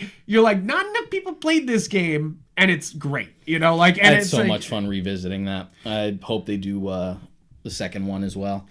It's just one of those things where the game was so damn funny and so satirical that I love that there was a disclaimer at the beginning of the remake that just to clarify, like, we have not censored anything. Yeah. Due to like modern sensibilities, the jokes in they had this. to Disney it. They had to. I mean, it basically translated to "you're a bunch of sensitive babies now, so we can't make satirical jokes about the '50s." But thankfully, we didn't censor it or change it. Oh my goodness, that's funny. Next up is probably the thing you're probably most excited by, right? No More Heroes 3. Yeah. I mean, this is big. I don't know if people hyped this up enough during the direct that they showed off first footage for No More Heroes 3 about damn time in a direct. Not just their own company, they put it in in a direct, and I like what I see. It's definitely definitely looking more like the first game than the second game, which is good. Second game wasn't bad, but it's not as good as the first. Graphics wise, it looks exactly like that spin-off game that came, Travis Strikes Again. Yeah. Very much like I knew that was like a test for the graphics, and you could tell for the art style, and also just to be like a nice little like indie game in between that sort of acts like a prologue to 3. Nice. Yeah, because they've done that before, where there's bits between, like, because what was the one before 2? There's just something. No More Heroes 2, and Travis Strikes Again. Okay, and Travis Takedown. I mean, this it looks great. I'm excited for it. I have not played 1 yet, but I own it. I bought it on sale because you've talked it up a lot. So I'm still not done with my replay of it, just because I keep getting pulled away from like other games. But I only have I think maybe 2 or 3 bosses to go on it. Nice. Oh, I remember. It's because I got stuck on Bad Girl. Pain in the ass. Which is fitting because Bad Girl's father is the main antagonist of Travis Strikes Again. So, pain in the ass.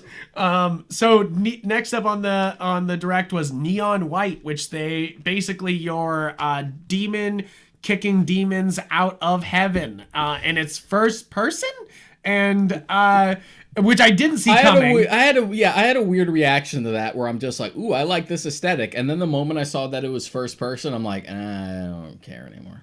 I mean, the thing here is that it's the lead designer, Ben Esposito, I think that's how you say his name, from Donut Country and What Remains of Edith Finch, which are two of they're like superior narrative games. I love Donut Country. I beat it. I just sat down and beat it. It was so great, so much fun, so well designed and funny.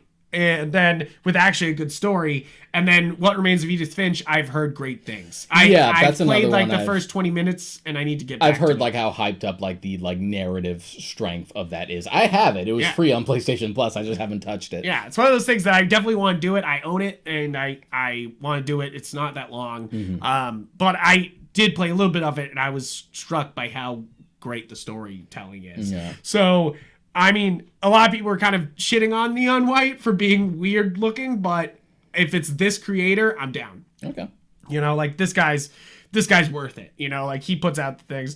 Now this, I don't want to be too hard on this game. DC Superhero Girls Teen Power. This is not a game for me. No. It's not a game for any of my friends. The only comment I really had about it was, man, does that art style translate really weirdly to 3D. Yes. Yeah, it does. That's my only thing is that like this. For some reason, it looks more like a PS2 SpongeBob game than it does. Like, yeah, that's a good comparison. Yeah, than like a new game. My actual real thing about this is, so what do we have for DC games on Switch? DC Online and now Batgirl. You know, like and the Telltale games. And the Telltale game. Yeah, you got Batman, good. which are I'm still getting through those. I need to. But like that's it. You know, you kind of like wait. I want more, please. Like please, no. I need more. Then they're like, no, sir, you will not get Gotham Knights. And you're like, wait, please. Yeah, Gotham Knights isn't coming out on there, is it? I know. It's because it's a big AAA game, I guess. They're just like, fuck you. Like, and Suicide Squad's not coming You either. don't get Gotham Knights. We put money into this. It will break your puny Switch. You're like, please no. But yeah, it's just the game's not for me. When my buddy complained to me about it, like he's like, oh, this looks bad. I'm like, it's not for us. Yeah. You know, like this is a kid's game. Be light on it. Like, yeah, exactly. And he was like, well, if my kid was playing, I wouldn't want him to play it. And I'm like, what do you want your kid to play? You know, like why would you want to dictate what your kid wants to play? Why would you care? You're going to tell him he can't play Paw Patrol because it's not a good level design? Like, come on. Like come on. Get over yourself. Come on. It's like, you know, like, it's just like, no, don't do that, buddy. And plus, we have this thing where... quick sidebar, we have this real thing in culture where we love to shit on anything that like little girls love. Yeah. Try not to be that guy. Yeah, exactly. It's not for you. Yeah. It's not for your sensibilities. Just don't buy it. Like, you know, like just let the little girls buy it and have a good time and be empowered by this fucking awesome superhero team. Because that's my number one thing about that show and this game is really, how can you complain? It's a great superhero team. It's great voice acting. Like the show, not this game. The game looked like they do have the whole cast there, but they look like they did such a bad job of dubbing it. And you're kind of like, Jesus Christ, is this a PS1 game? Well, it's very clearly a budget title, so you're like, not much was really thrown at it. Except getting what's her name to voice Batgirl. Like I'm sure Tara Strong, I bet, was the big chunk of change there. She's I mean she's the big get. Like, you know, like it really is. Like, and she sounds good. I like her as Batgirl. Either way, it's just one of those things where like, yeah, it's a cartoon for the DC from the DC universe. Based for like appeals to little girls, so next up on the list is Plants vs Zombies: Battle for the Neighborville. I played the original Plants vs Zombie games back when this was just like a grid-based game on your phone. Those were fun for what they are. I don't play games on my phone, Frank. Oh, I'm sorry. God, I played it on my laptop and. When they made, like, the transition to, like, Garden Warfare, where it became more of, like, an arena fighter, like a first-person thing, it was cool. I just never, like, tried it out. And this is kind of this is more or less, like, more... It seems like a battle royale. It's, like, it's very much... It reminded me of Fortnite when I was looking at it. I was like, this is Fortnite with Plants vs. Zombies? Sure. People? Like, I'm like, sure... It's definitely just not, again, it's another game that's not for me because I did not grow up with Plants vs. Zombies. My brother did. I did not. Definitely a big franchise. I used to work at a GameStop for like 4 years. And those games sell. Those fucking, like, kids fucking love those games. And they're not wrong. They're fun. They're well designed. And they do the right things to make you be like, oh shit, let's go back. You know, like, and the kids keep coming. I was actually unironically real excited for Metopia. I have missed all the me stuff on my Switch. I know that sounds so stupid, but I miss opening my Switch and like being like, oh, 30 friends I walked by today. You mean your 3DS? The 3DS, sorry. Yeah, what did I say? Switch? 3DS. That is the first joke I made as soon as they showed it. Just like, Metopia. I'm like, boo, where's Find Me Too? It's true though. You're like, you better give me a side game that is just that. Like, you know, like you're just like, don't fuck around. I'm for this because I did play the original. Was it called the RPG version of it? What was it called on 3DS? Where you Find Me?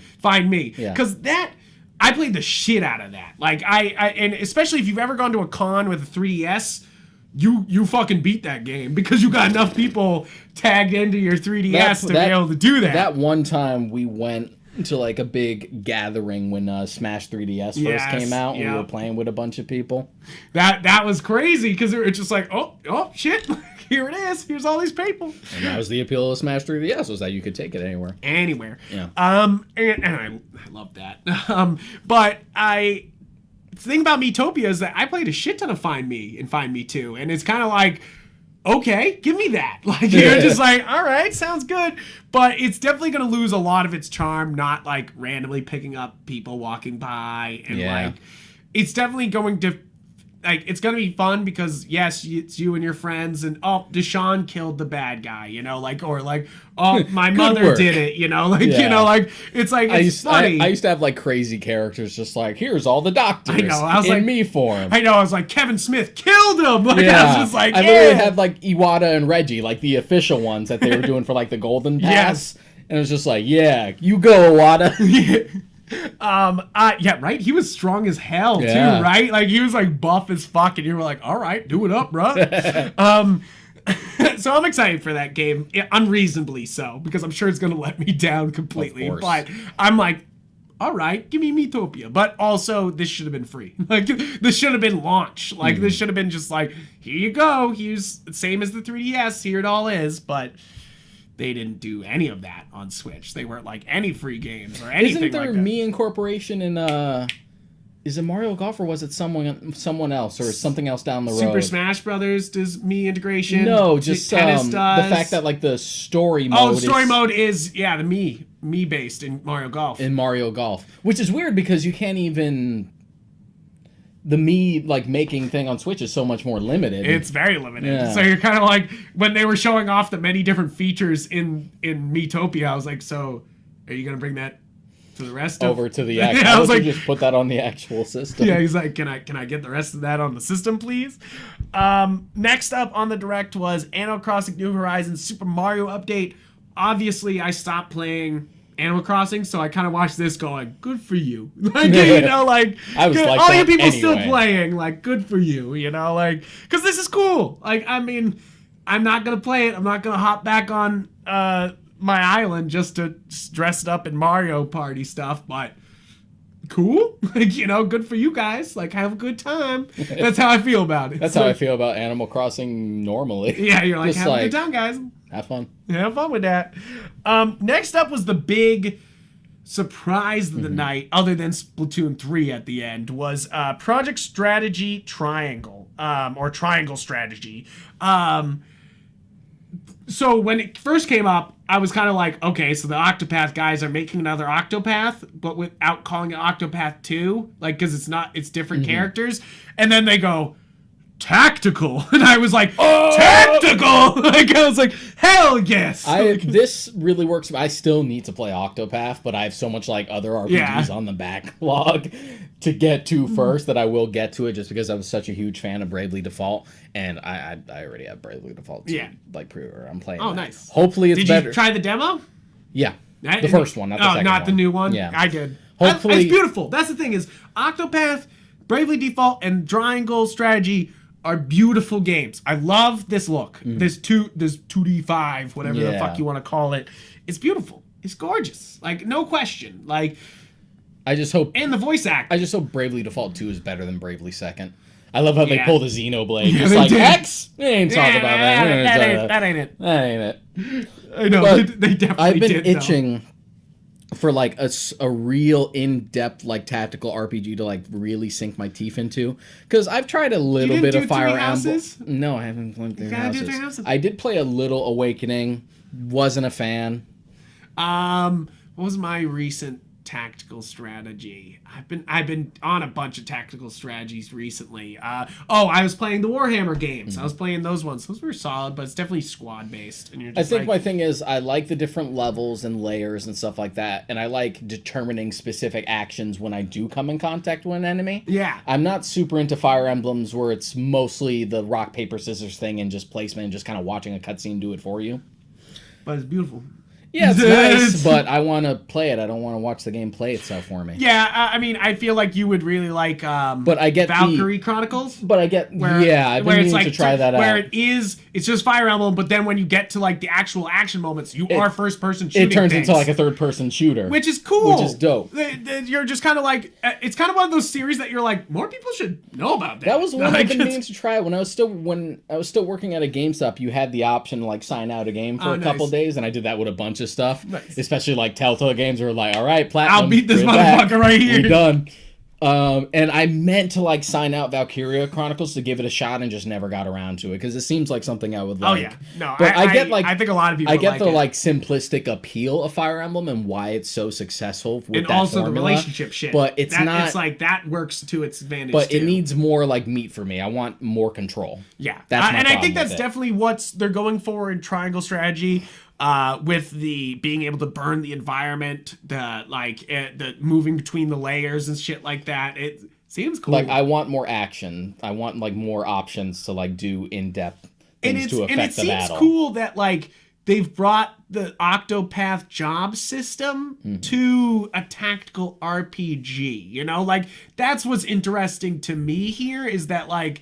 It seems like the job system's basically Final Fantasy Tactics. Yeah, which is good because cool. To be honest, that was the last time like a good tactical RPG turn-based style like that like really satisfied me was the Tactics Advance games. I mean I play it. I would say I'm more than an RPG guy, I'm a tactical RPG guy. I'm all about any tactical RPGs, you know, like I'm just like, oh yes, okay, yes. You know, like let's play this. That's why it's sad that I only own the Switch, because there's a lot of other ones and I can't play them any. I'm just like, fuck. But moving on, Star Wars Hunters. What the fuck was that trailer? Like what the fuck was that? Frank, it's Star Wars, buy it. That's what that trailer was basically saying. They're like, you want to know what this game is? Fuck you. Like, they're like, no, buy it, you dumbass. And they're like, nah, it's free to play. Like, they're like, it seems like, I don't know. It's a free to play third-person shooter in a galaxy far, far away, set between 6 and 7. So that's the Mando continuity. So if I can play as Mando and Baby Yoda as a combo character, that's all I want. Grogu. Grogu. Everyone knows. We respect him. We respect him in this house. But it's one of those things that I'm just like, okay, what was that trailer? I'm just glad more projects are trying to like fill that gap now because to be honest, I'm so tired of between 3 and 4. I get it because it's a transition from the Republic to the Empire and there's a lot of stuff to mine in there, but we've done it so often that can we fill other gaps? And I feel like there's stuff between episode 1 and 2 that we could do because there's a big time skip there. There's a big time skip there.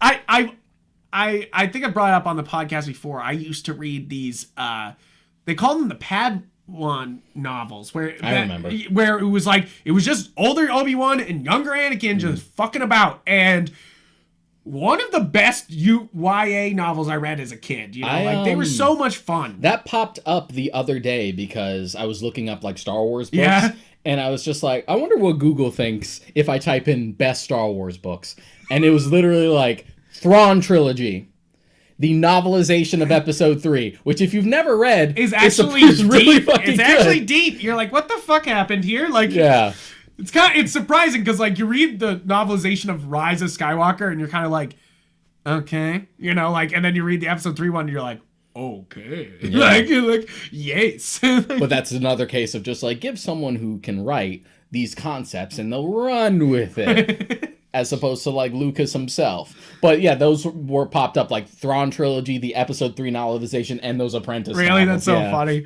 I loved them because they were just full of like Star Wars expanding, you know, like universe building, but also a young Anakin, you know, which obviously they did like just like Clone Wars. They're like, is this a red flag? And you're like, yes, it's a red flag. Like, and you're just like, they're like, nah, that's not a red flag. Let's keep moving on. Like, they're like, did he kill a young monster? Yeah. I gotta get into the High Republic. There's like fucking 3 books out now. Already. You're like, what the fuck happened? And the thing is, because the Acolyte's not out yet, that's literally all you have. Yeah, that's it. You have books. That's it. That's all they got. But tangent. No, there's nothing to even talk about with Star Wars Hunter. Just give. That's why we started talking about other stuff. Exactly. You're just like, what the fuck is happening here? Knockout City. So is this already out on PS4? Not to my knowledge. Okay. I'd never seen it before. It's basically the funniest bit is it's the developers behind Mario Kart Live Home Circuit, which you're like, so the guys who built the AR game, like you're like, wait. What? Like, or are they talking Home Circuit like the phone game? Because that even concerns me more. I don't know if it's called Home Circuit because I think Home Circuit was the AR one. Yeah, because I played the shit out of the mobile one, and it's just not very good per se. It's not a very. It's fun, light Mario Kart experience, but it's not like, wow, can't wait to play more by that developer. But like Mario Kart, if it is the AR game, that's they pushed the boundary there. For what it is, it looks okay. It looks fun. It looks like dodgeball, but you can upgrade your characters. I mean, I made a joke while we were watching the direct. It was just like, this is what you imagine dodgeball was like in your head. Yeah, right. I definitely thought that. I was like, this is just being like, what if dodgeball was cool? And they're like, and it didn't hurt when it bounced off your face. And you're like, all right, I'm down for this. Now we got next up on the list, the World's End Club. Now this is NIS game. This is, I love NIS. They make one of my favorite series, Disgaea. Which is one of my favorite tactical RPGs. We were talking about great tactical RPGs. You should play fucking Disgaea.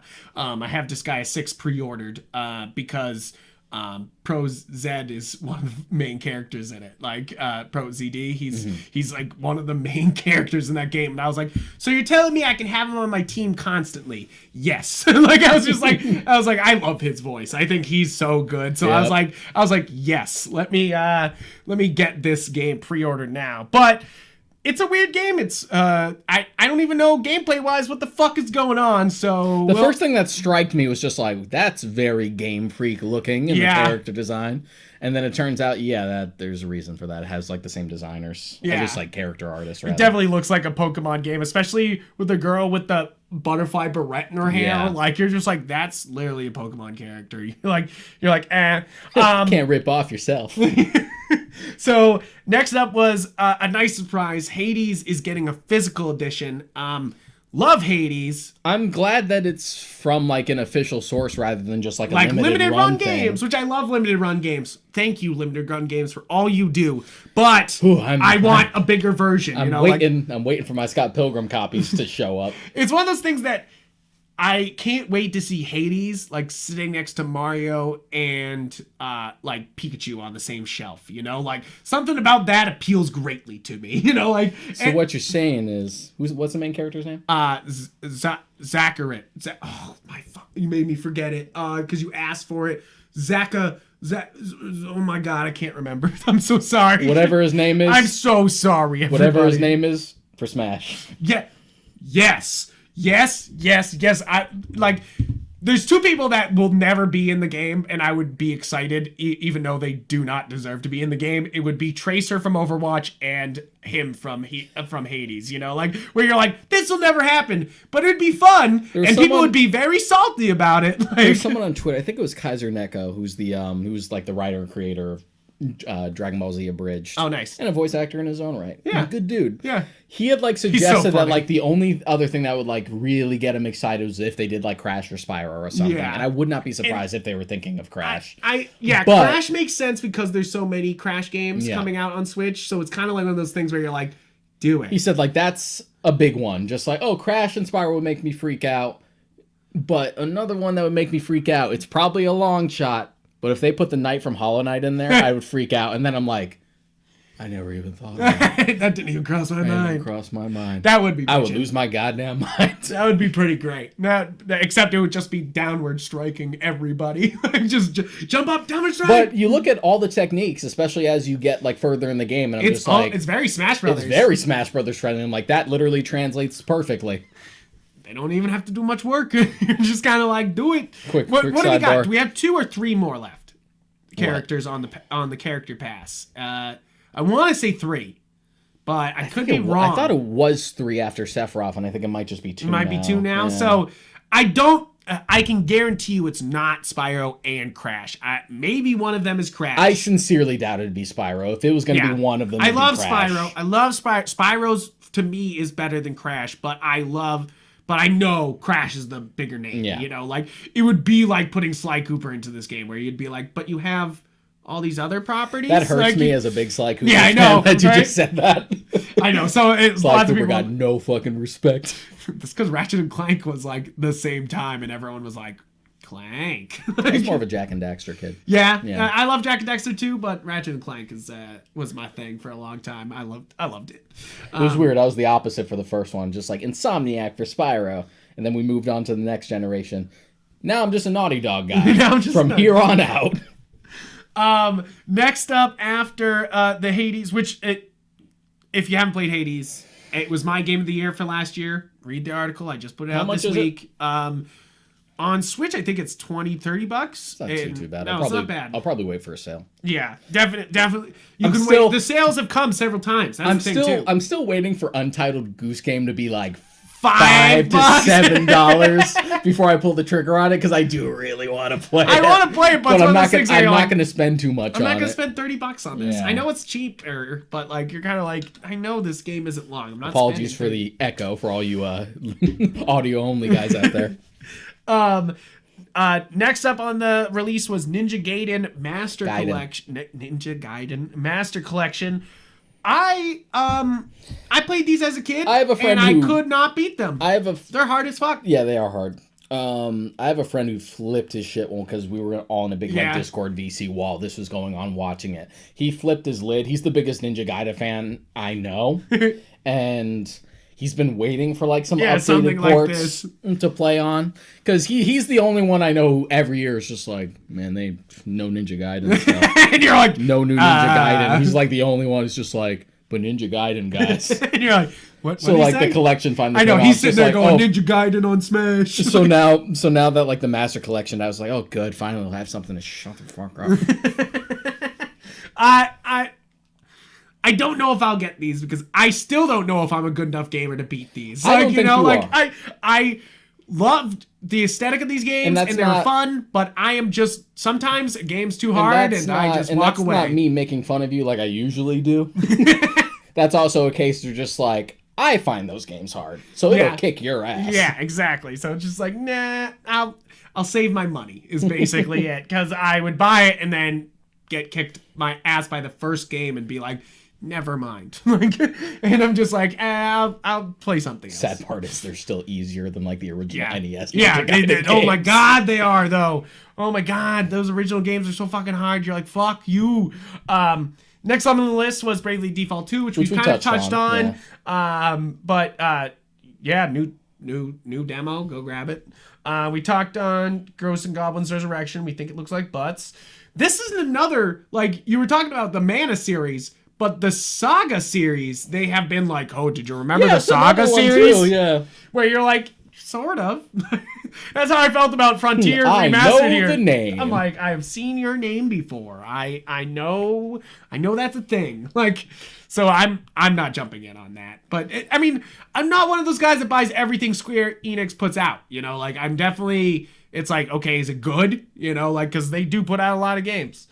Next up is Apex Legends on Nintendo Switch, which even in the Direct, it doesn't look like it's running great. Ugh. You know, like, you're just kind of like, guys, why'd you show off this footage that doesn't look like it's running great? Like, yeah. Even games that like have already like been ported to Switch, and you could tell that like the graphics are dialed down a bit, like Witcher 3, which was definitely dialed down, but you know, it still looked pretty decent for what it was. Still looked good. But this was just like an immediate. But this was like an immediate, just like ooh.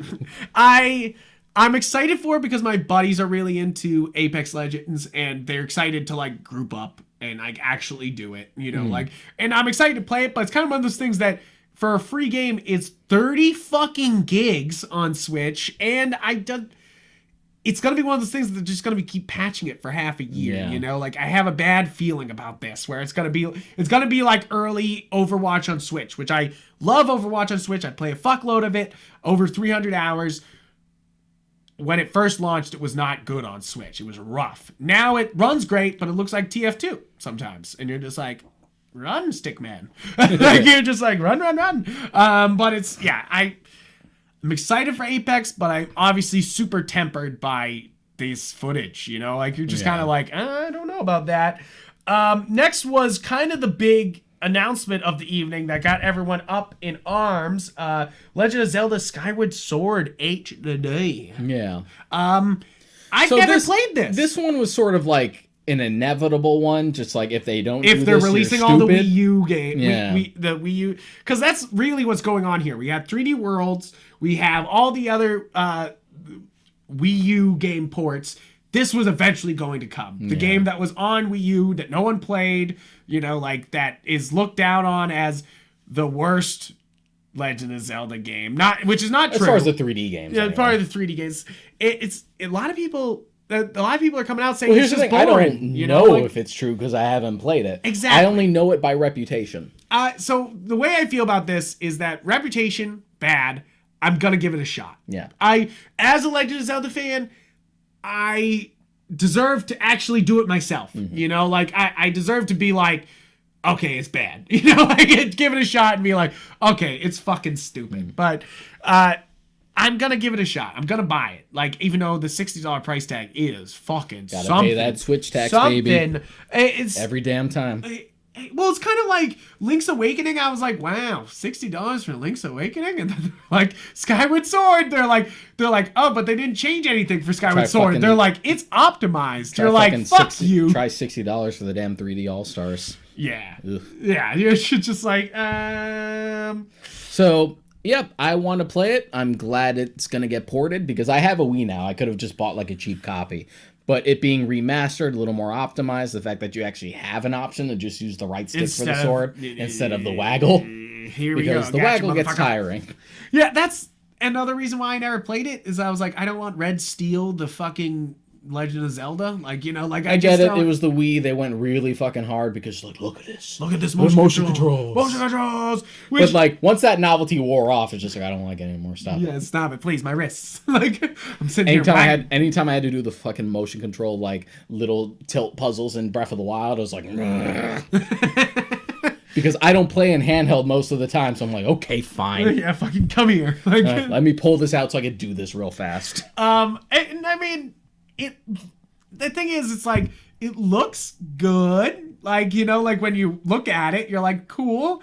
But my whole thing about this whole presentation, and I said to you earlier, is that there was a lot of weird wording going on here. First off, that they like had to prove that Skyward Sword made some of the innovations that went to Breath of the Wild, kind of showed how much they know this game sucks ass. Like, you know, like they're kind of like, or how much guys, they know it's okay, it's like it. Breath of the Wild. Yeah. Like, you know, like, and you're kind of like, why did we put this in here? I know you guys don't like it, but the lore. Yeah. It's the first in the timeline.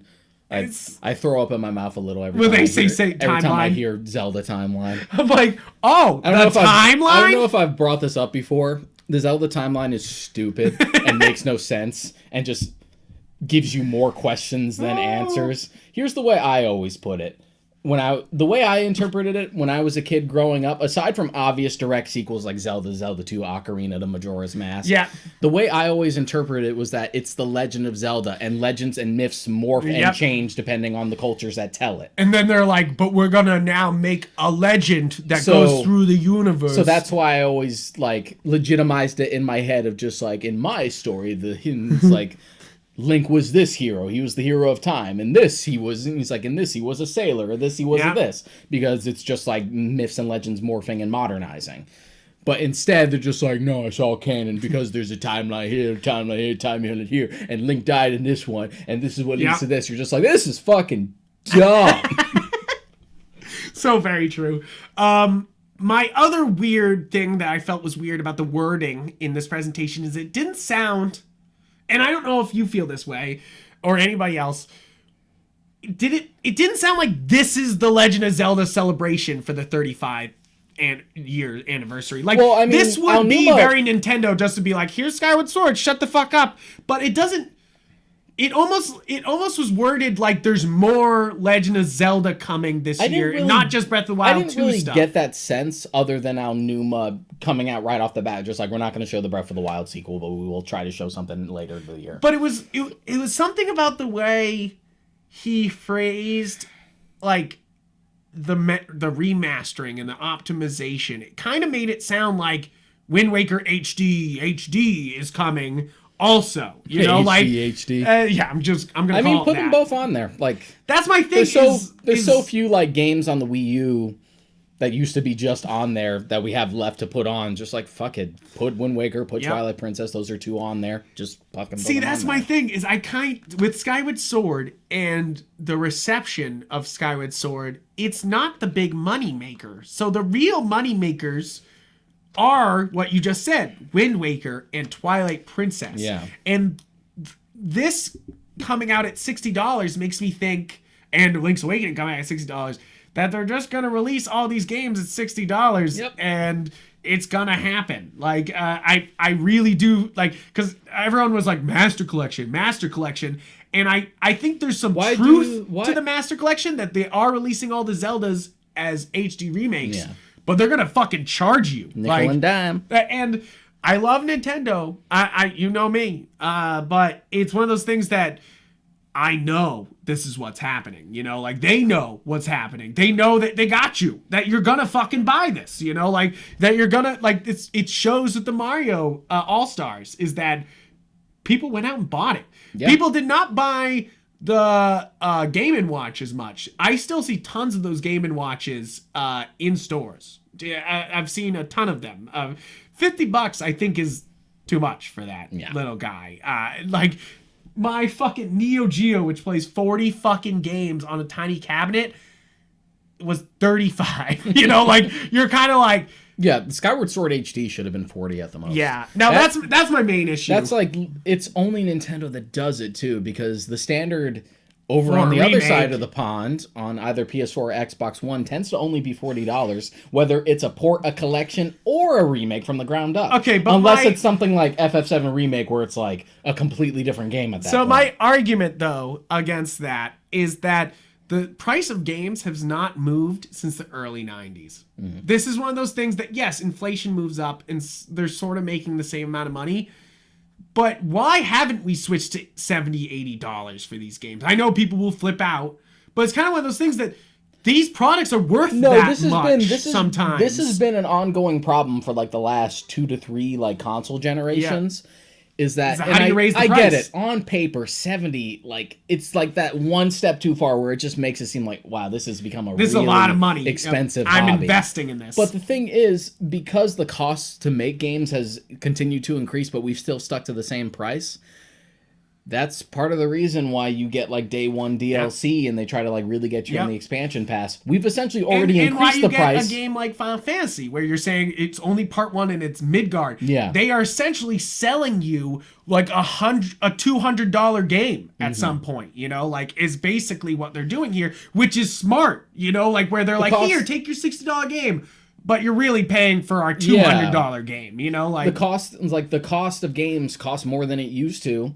So we've essentially already increased the price. We just hid it in other places. Yeah, it's true though. So I would say Super Smash Brothers is a $100 game. So you might as well just drop the pretense and just give it the legitimate price hike. Yeah. To be honest, I would rather have a $10 increase than all the fucking... He's like, buy the expansion pass, otherwise you're really not getting the full game anyway. Yeah.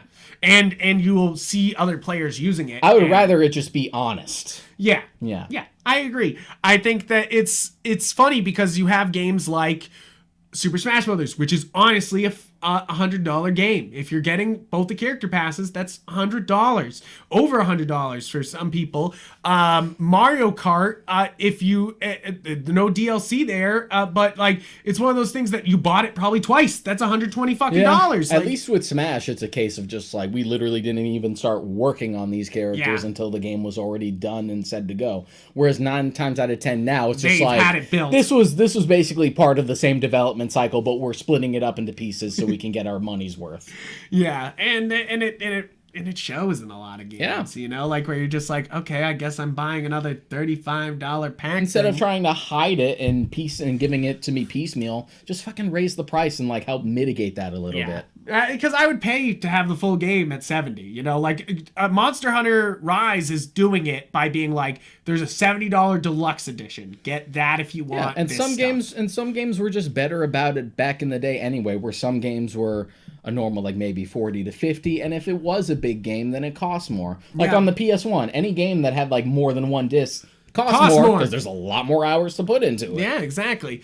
And that's why it's like, I don't know, it's like big games like Cyberpunk shouldn't be $60. Like I know Cyberpunk's a big sore subject right now, but that was one of those games that I was like, this should have cost more, you know, like this is one of those things that I know they're going to release a DLC and you'll have to spend more money and they got to actually fix the game first. But that's a case of just like, well, you guys wanted it. Yeah. Right, here it is. CD Projekt Red kept trying to tell you, we want to release it when it's ready. It's like, but how about we give you some death threats so you can fucking release it? Okay, here it is. Why isn't it finished? He's like, because you made us release it. What do you think? It's crazy. And then last of all, Splatoon 3, which for me, squad up, boys, fucking squid up time. Like I played a shit ton of Splatoon 2. I played Splatoon 1. This game's fun, especially if you get two friends with you. It's just squad of 3, fucking people up online. It's fun, you know, like, and I see the new additions they're adding to Splatoon 3, and I'm kind of like, yeah, give me that. Like, I definitely don't think Splatoon 3 is the jump that Splatoon 1 to Splatoon 2 was, graphics-wise or anything, but it does look pretty fun. I'm down for it. It's definitely, it's one of those things that it's definitely a multiplayer, and you have to have friends to play with on this. And I know there's tons of people who just play it by themselves, the people online, but it's kind of one of those things where you're like, you will have a better time if you actually have friends playing this with you. Like, here it is. I'm just definitely, it's one of those things that I remember we had a bunch of friends playing Splatoon 2 when it came out, and I'm excited to get back into playing more Splatoon, you know, like I was like, cool, all right, sure, let's do it, you know, like it's like I want more. Like I did not play the story into super much because it was okay, and I assume 3 will have a story mode too, and I just will also ignore that seemed to be the indication based on like the trailer. Yeah, where they're like out in the desert and stuff like that. I was like, cool look, guys, but show me the gameplay. Like, and then they did, and I was like, good. Like, I thought it was gonna end with them like riding in and showing the city, and I was kind of like, no. And then they were like, here's a shot of some gameplay, and I was like, yes, thank you. I think we'll get a demo of Splatoon 3 sometime soon. A demo, because they did that with Splatoon 2, where there was a free demo that came out before the game, so everyone could try it, and they would, you know, test the connection and stuff like that. So I think that's coming. That'll be a shadow drop at some direct in the future. They'll be like, play Splatoon 3 right now and give us feedback. You know, like Nintendo's loving that lately. They're like, oh yeah, give us the feedback. Like, here's a demo. And you could see the changes they did to Octopath from the demo to the final game. That couldn't save the game in the end, but you could see the actual feedback affected things. Not for you, anyway. Yeah, I mean, yeah, for me. Yeah, I'm talking shit on Octopath Traveler because, yeah, I didn't. The stories. Just he wasn't as crazy about it as other people. Other people were like, wow, 8 distinct stories, and I was like, 8 same stories. I was like, they're doing. Or just like liking it much more in general. Yes, I mean, yeah, I'm sure people who were Bravely Default fans were like, Octopath, and then they're like, Bravely Default 2, like they're just freaking out and excited about it, but like.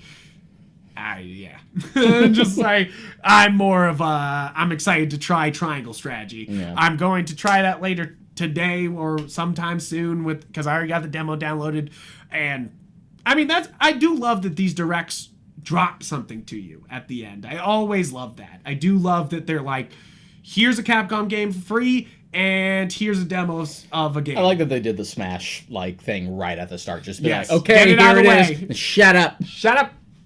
Like, we're moving on. Like I did too. I was like, I was worried for a second there, though, that they were just going to be like, more DLC for Xenoblade 2. And I was like, there's already a 60-hour DLC. What the fuck else could you do? But you love Xenoblade. I know, I love it, but like... So you'd be doing it again. I know, I was thinking that. I was like, why are they doing another expansion? And then I was kind of like, all right, though. Like, I was like... And then for like 2 seconds. For like 2 seconds. Why? But then the minute he couldn't find Pyra, I was like, oh, it's a Smash announcement. Yeah. I was like, there it is. That was like everyone's reaction, like in the VC as well. It's just like, oh, he can't find her because she's in Smash. I know. She turns around with the letter, and I was like, yeah. I was like, here it is, bitches.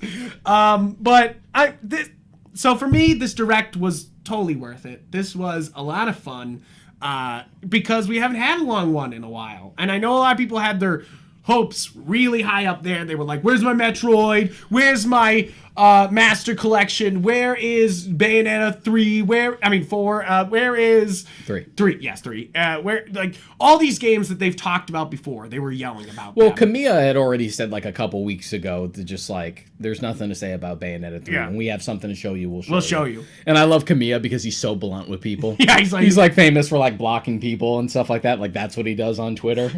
Like that, he just turned it into like his own game. Yeah. It's just like, even if people say nice things, you're really like, blocked. And I love Kamiya just being like, yeah, we'll say something when we say something. Deal with it. It's true. It's like, that's development, you know? If you build these weird hype-up moments, it can fuck you over. And it gives you, like, the wrong expectations. And that is my problem with this triangle strategy, is that this game doesn't come out till next 2022, and they're giving us a demo now. No, you were about to say next year. It is next year. It is next year. Yeah, and you're just kind of like, this is early, guys, like, to show off a demo of a game, you know? Like, it's kind of like... I mean, a demo, I guess, for a year in advance wouldn't be too bad, so long as they actually stick with it. Yeah, I agree. Better than that, it's just like... Here's a game coming. Here's the next AAA game that won't show up until 5 years from now. Yeah, well, it's like that's how you end up with Watch Dogs and it being completely fake trailer. And the same thing with Cyberpunk. They admitted that was a fake trailer at E3. I'm excited for digital E3, but I'm kind of like, you guys are gonna fuck this up, aren't you? Like, well, I guess with PlayStation they've already sort of toyed with it because now they have State of Play, which is basically their direct. Yes. So, well, there's E3's digital this year. They announced that it's going to be fully digital. So I'm like, so it's the Game Awards. So I'm like. So they already have the practice. Yeah, right. But as far as like the directs are concerned, the problem is people hype themselves up every fucking direct. Yeah. This one especially, just because it's the longest one in a while. Longest one in a while, and a major one that we haven't had in like months. But the problem is people treat every fucking direct, like as big or small, like it's a Treehouse direct. Yeah. It's true. It's like they think that it's just going to keep showing off things, and you're kind of like, no, I don't know. Even smaller ones that are just like, oh, this is just for like our indie partners. Yeah, smart. People are still just like, where's Bayonetta 3? Yeah. Where's the next Smash character announcement? So true, though. You're just like, shut the fuck up, guys. Like not every, like a direct is literally what it is. Like, here's what we're working on. Here's what it's the State of the Union address. It's the State of the Union That's address. all it fucking is. But people always try to make it an event every time, and it's not supposed to be. No, it's not supposed to be. And I really do feel people get really out of hand with these. And I love this because it felt normal. I know that this sounds weird because we don't talk about that often, but this is the most normal feeling direct we've had in a very long time, and it made me feel okay, you know? I know that sounds weird, but it's like this pandemic could beat you down real hard. You're already talking about for like the past like maybe like month or two of just like where's the Nintendo? Where's the Nintendo stuff? Like the only thing I have pre-ordered is new Pokemon Snap and this guy. Yeah. It's just like what's the new stuff coming? It's true. As if you don't already have plenty of stuff to fill your time in the interim. It's true though. But it's one of those things that I was like, I was really like, oh my God, we're still living in this pandemic, you know, where it's like, I don't have anything on my games calendar, you know, like I have a couple things and they're in March and April, you know, like, and that's it. And now they were like June. And I was like, thank you. Like, I don't know why this felt very normal and that felt great. I know they had to put the COVID-19 warning at the beginning that they're like, hey, these dates may move. Yeah. But it's one of those things that I just was like, this was the first normal direct in a long time, 50 minutes long. But it's and also, everyone talked normal. There was no mask. There was just like very normal. But none of these are ever supposed to be like huge event, like spectacle things, unless it's specifically the treehouse. Yeah. Stop treating every direct like it's supposed to be a big thing. You're just going to disappoint yourself. Yeah, you're just going to disappoint yourself. Like, every single time, it's just like, this direct was okay. It's like, this direct wasn't exciting. People were like, this time. isn't as exciting. I'm like, did you see all the franchises they kind of dropped here? All of these are supposed to be like big showcases. It's literally just like, here's what we're working on. Here's what we got. It's as simple as that. And, yeah, exactly. And it's kind of one of those things that you're just like, this is... Like, you can't treat every one of them like a Game Awards or an E3 or something like that. That's just not what this is. Like, and I mean, I kind of feel like people are going to do that this year with, like, BlizzCon, too. You know, like, BlizzCon's this weekend, and it's kind of one of those things that you're like, I'm excited for BlizzCon, but I'm not sitting there being like, where's Diablo 4? Where's Overwatch 2? Where's, where's the next expansion of World of Warcraft? I'm like, that is not what's going to happen here.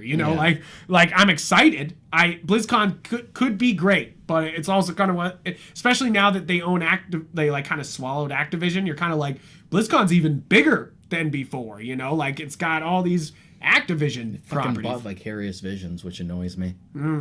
Because I'm just like, no, they're supposed to make the next Tony Hawk game for me. Too bad. Now they have been owned by the Blizzard. I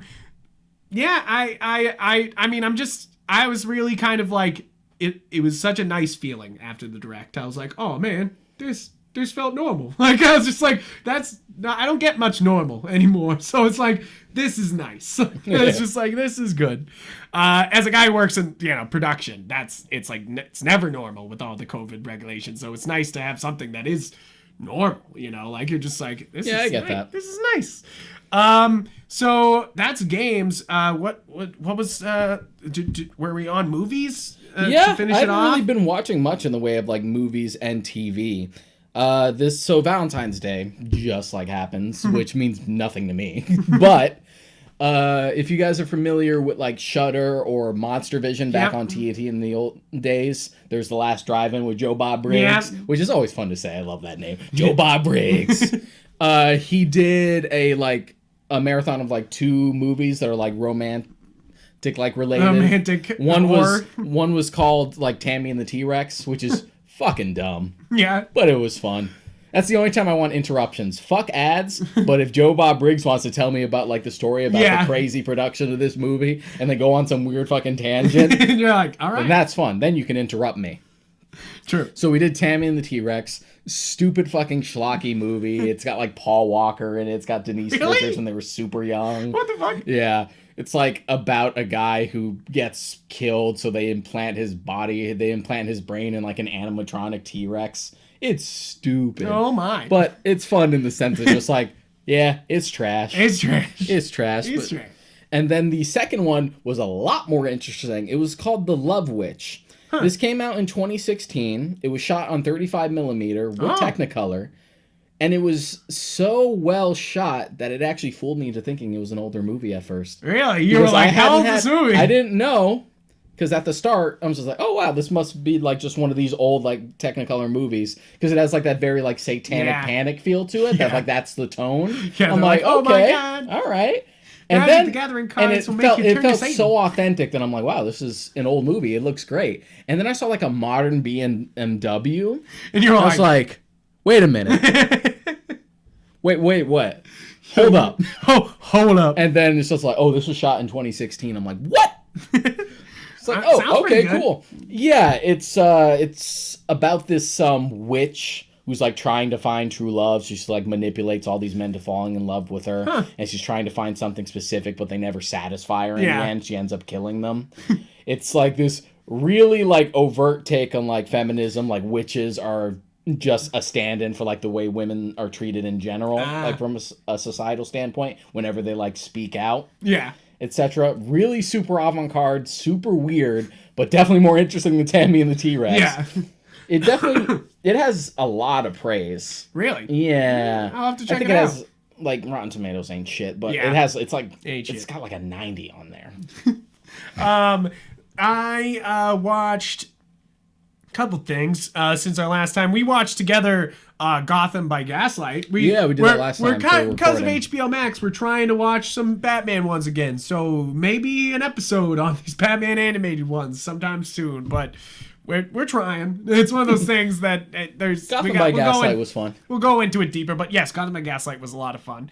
Next up was a found footage documentary, and I don't know how much of it was actually faked or real, but it's called Blackwell Ghost, where he's like, I'm investigating a ghost, and then the ghost starts terrorizing me, and they're trying to play it very like, I'm trying to prove ghosts are real, but then at the end you're kind of like, wait, was this faked? You know, like you're kind of like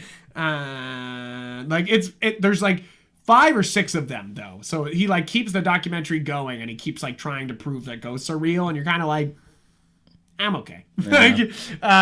Like 5 out of 10. I did watch An American Pickle on HBO Max. Weird movie. Funny though. Funny. Like, it's kind of one of those things that you're like, I don't know why somebody did this, but this is good. Like, you know, like, like, because Seth Rogen does both parts, but he didn't just like put on a fake beard and film the next scene. They filmed all the scenes with him, with a beard, and then they filmed all the scenes without the beard afterwards. So they had to go back in kind of like a weird film school project and match their own shots and put him into the scenes.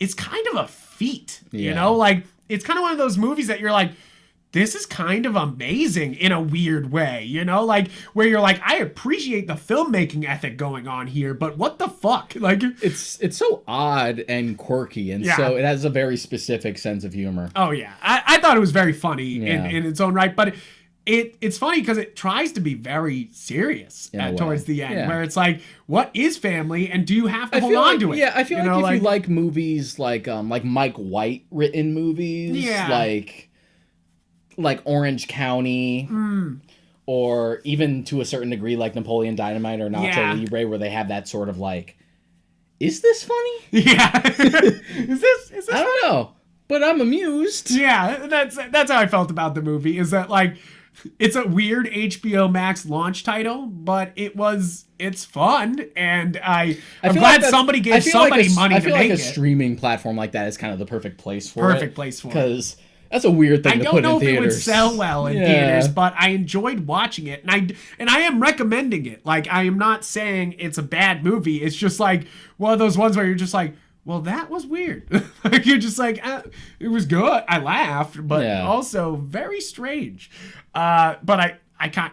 All the pickle jokes were pretty fucking funny though. All the pickle jokes, and I love like him going like viral and stuff like that, and just how, oh god, how dumb people are when it comes to like trends and stuff like that. I'm like, oh god, this is so on the nose, but it's so real. It's so funny. I mean, it's really about the filmmaking there, you know? It's pretty impressive. Mm-hmm. Next up was another release on Disney Plus, Rodgers and Hammerstein's Cinderella. Have you ever seen this one? Years ago. Don't remember when it came out. Whitney Houston produced and stars in this, and originally was supposed to be Cinderella, but then was like, nah, I don't want to be Cinderella. Let's make somebody younger. And they made Brandy Cinderella here, which Brandy does a great job, I think. She's great. And the only weird part about this movie, I think everyone's pretty good in it. It's obviously a TV movie, you know, like it's not, but it's got the budget. It's got some Disney budget here. Is Jason Alexander as this weird Italian guy, but he's like, who's helping the prince, who in this Cinderella story, they're kind of like, Prince is Aladdin.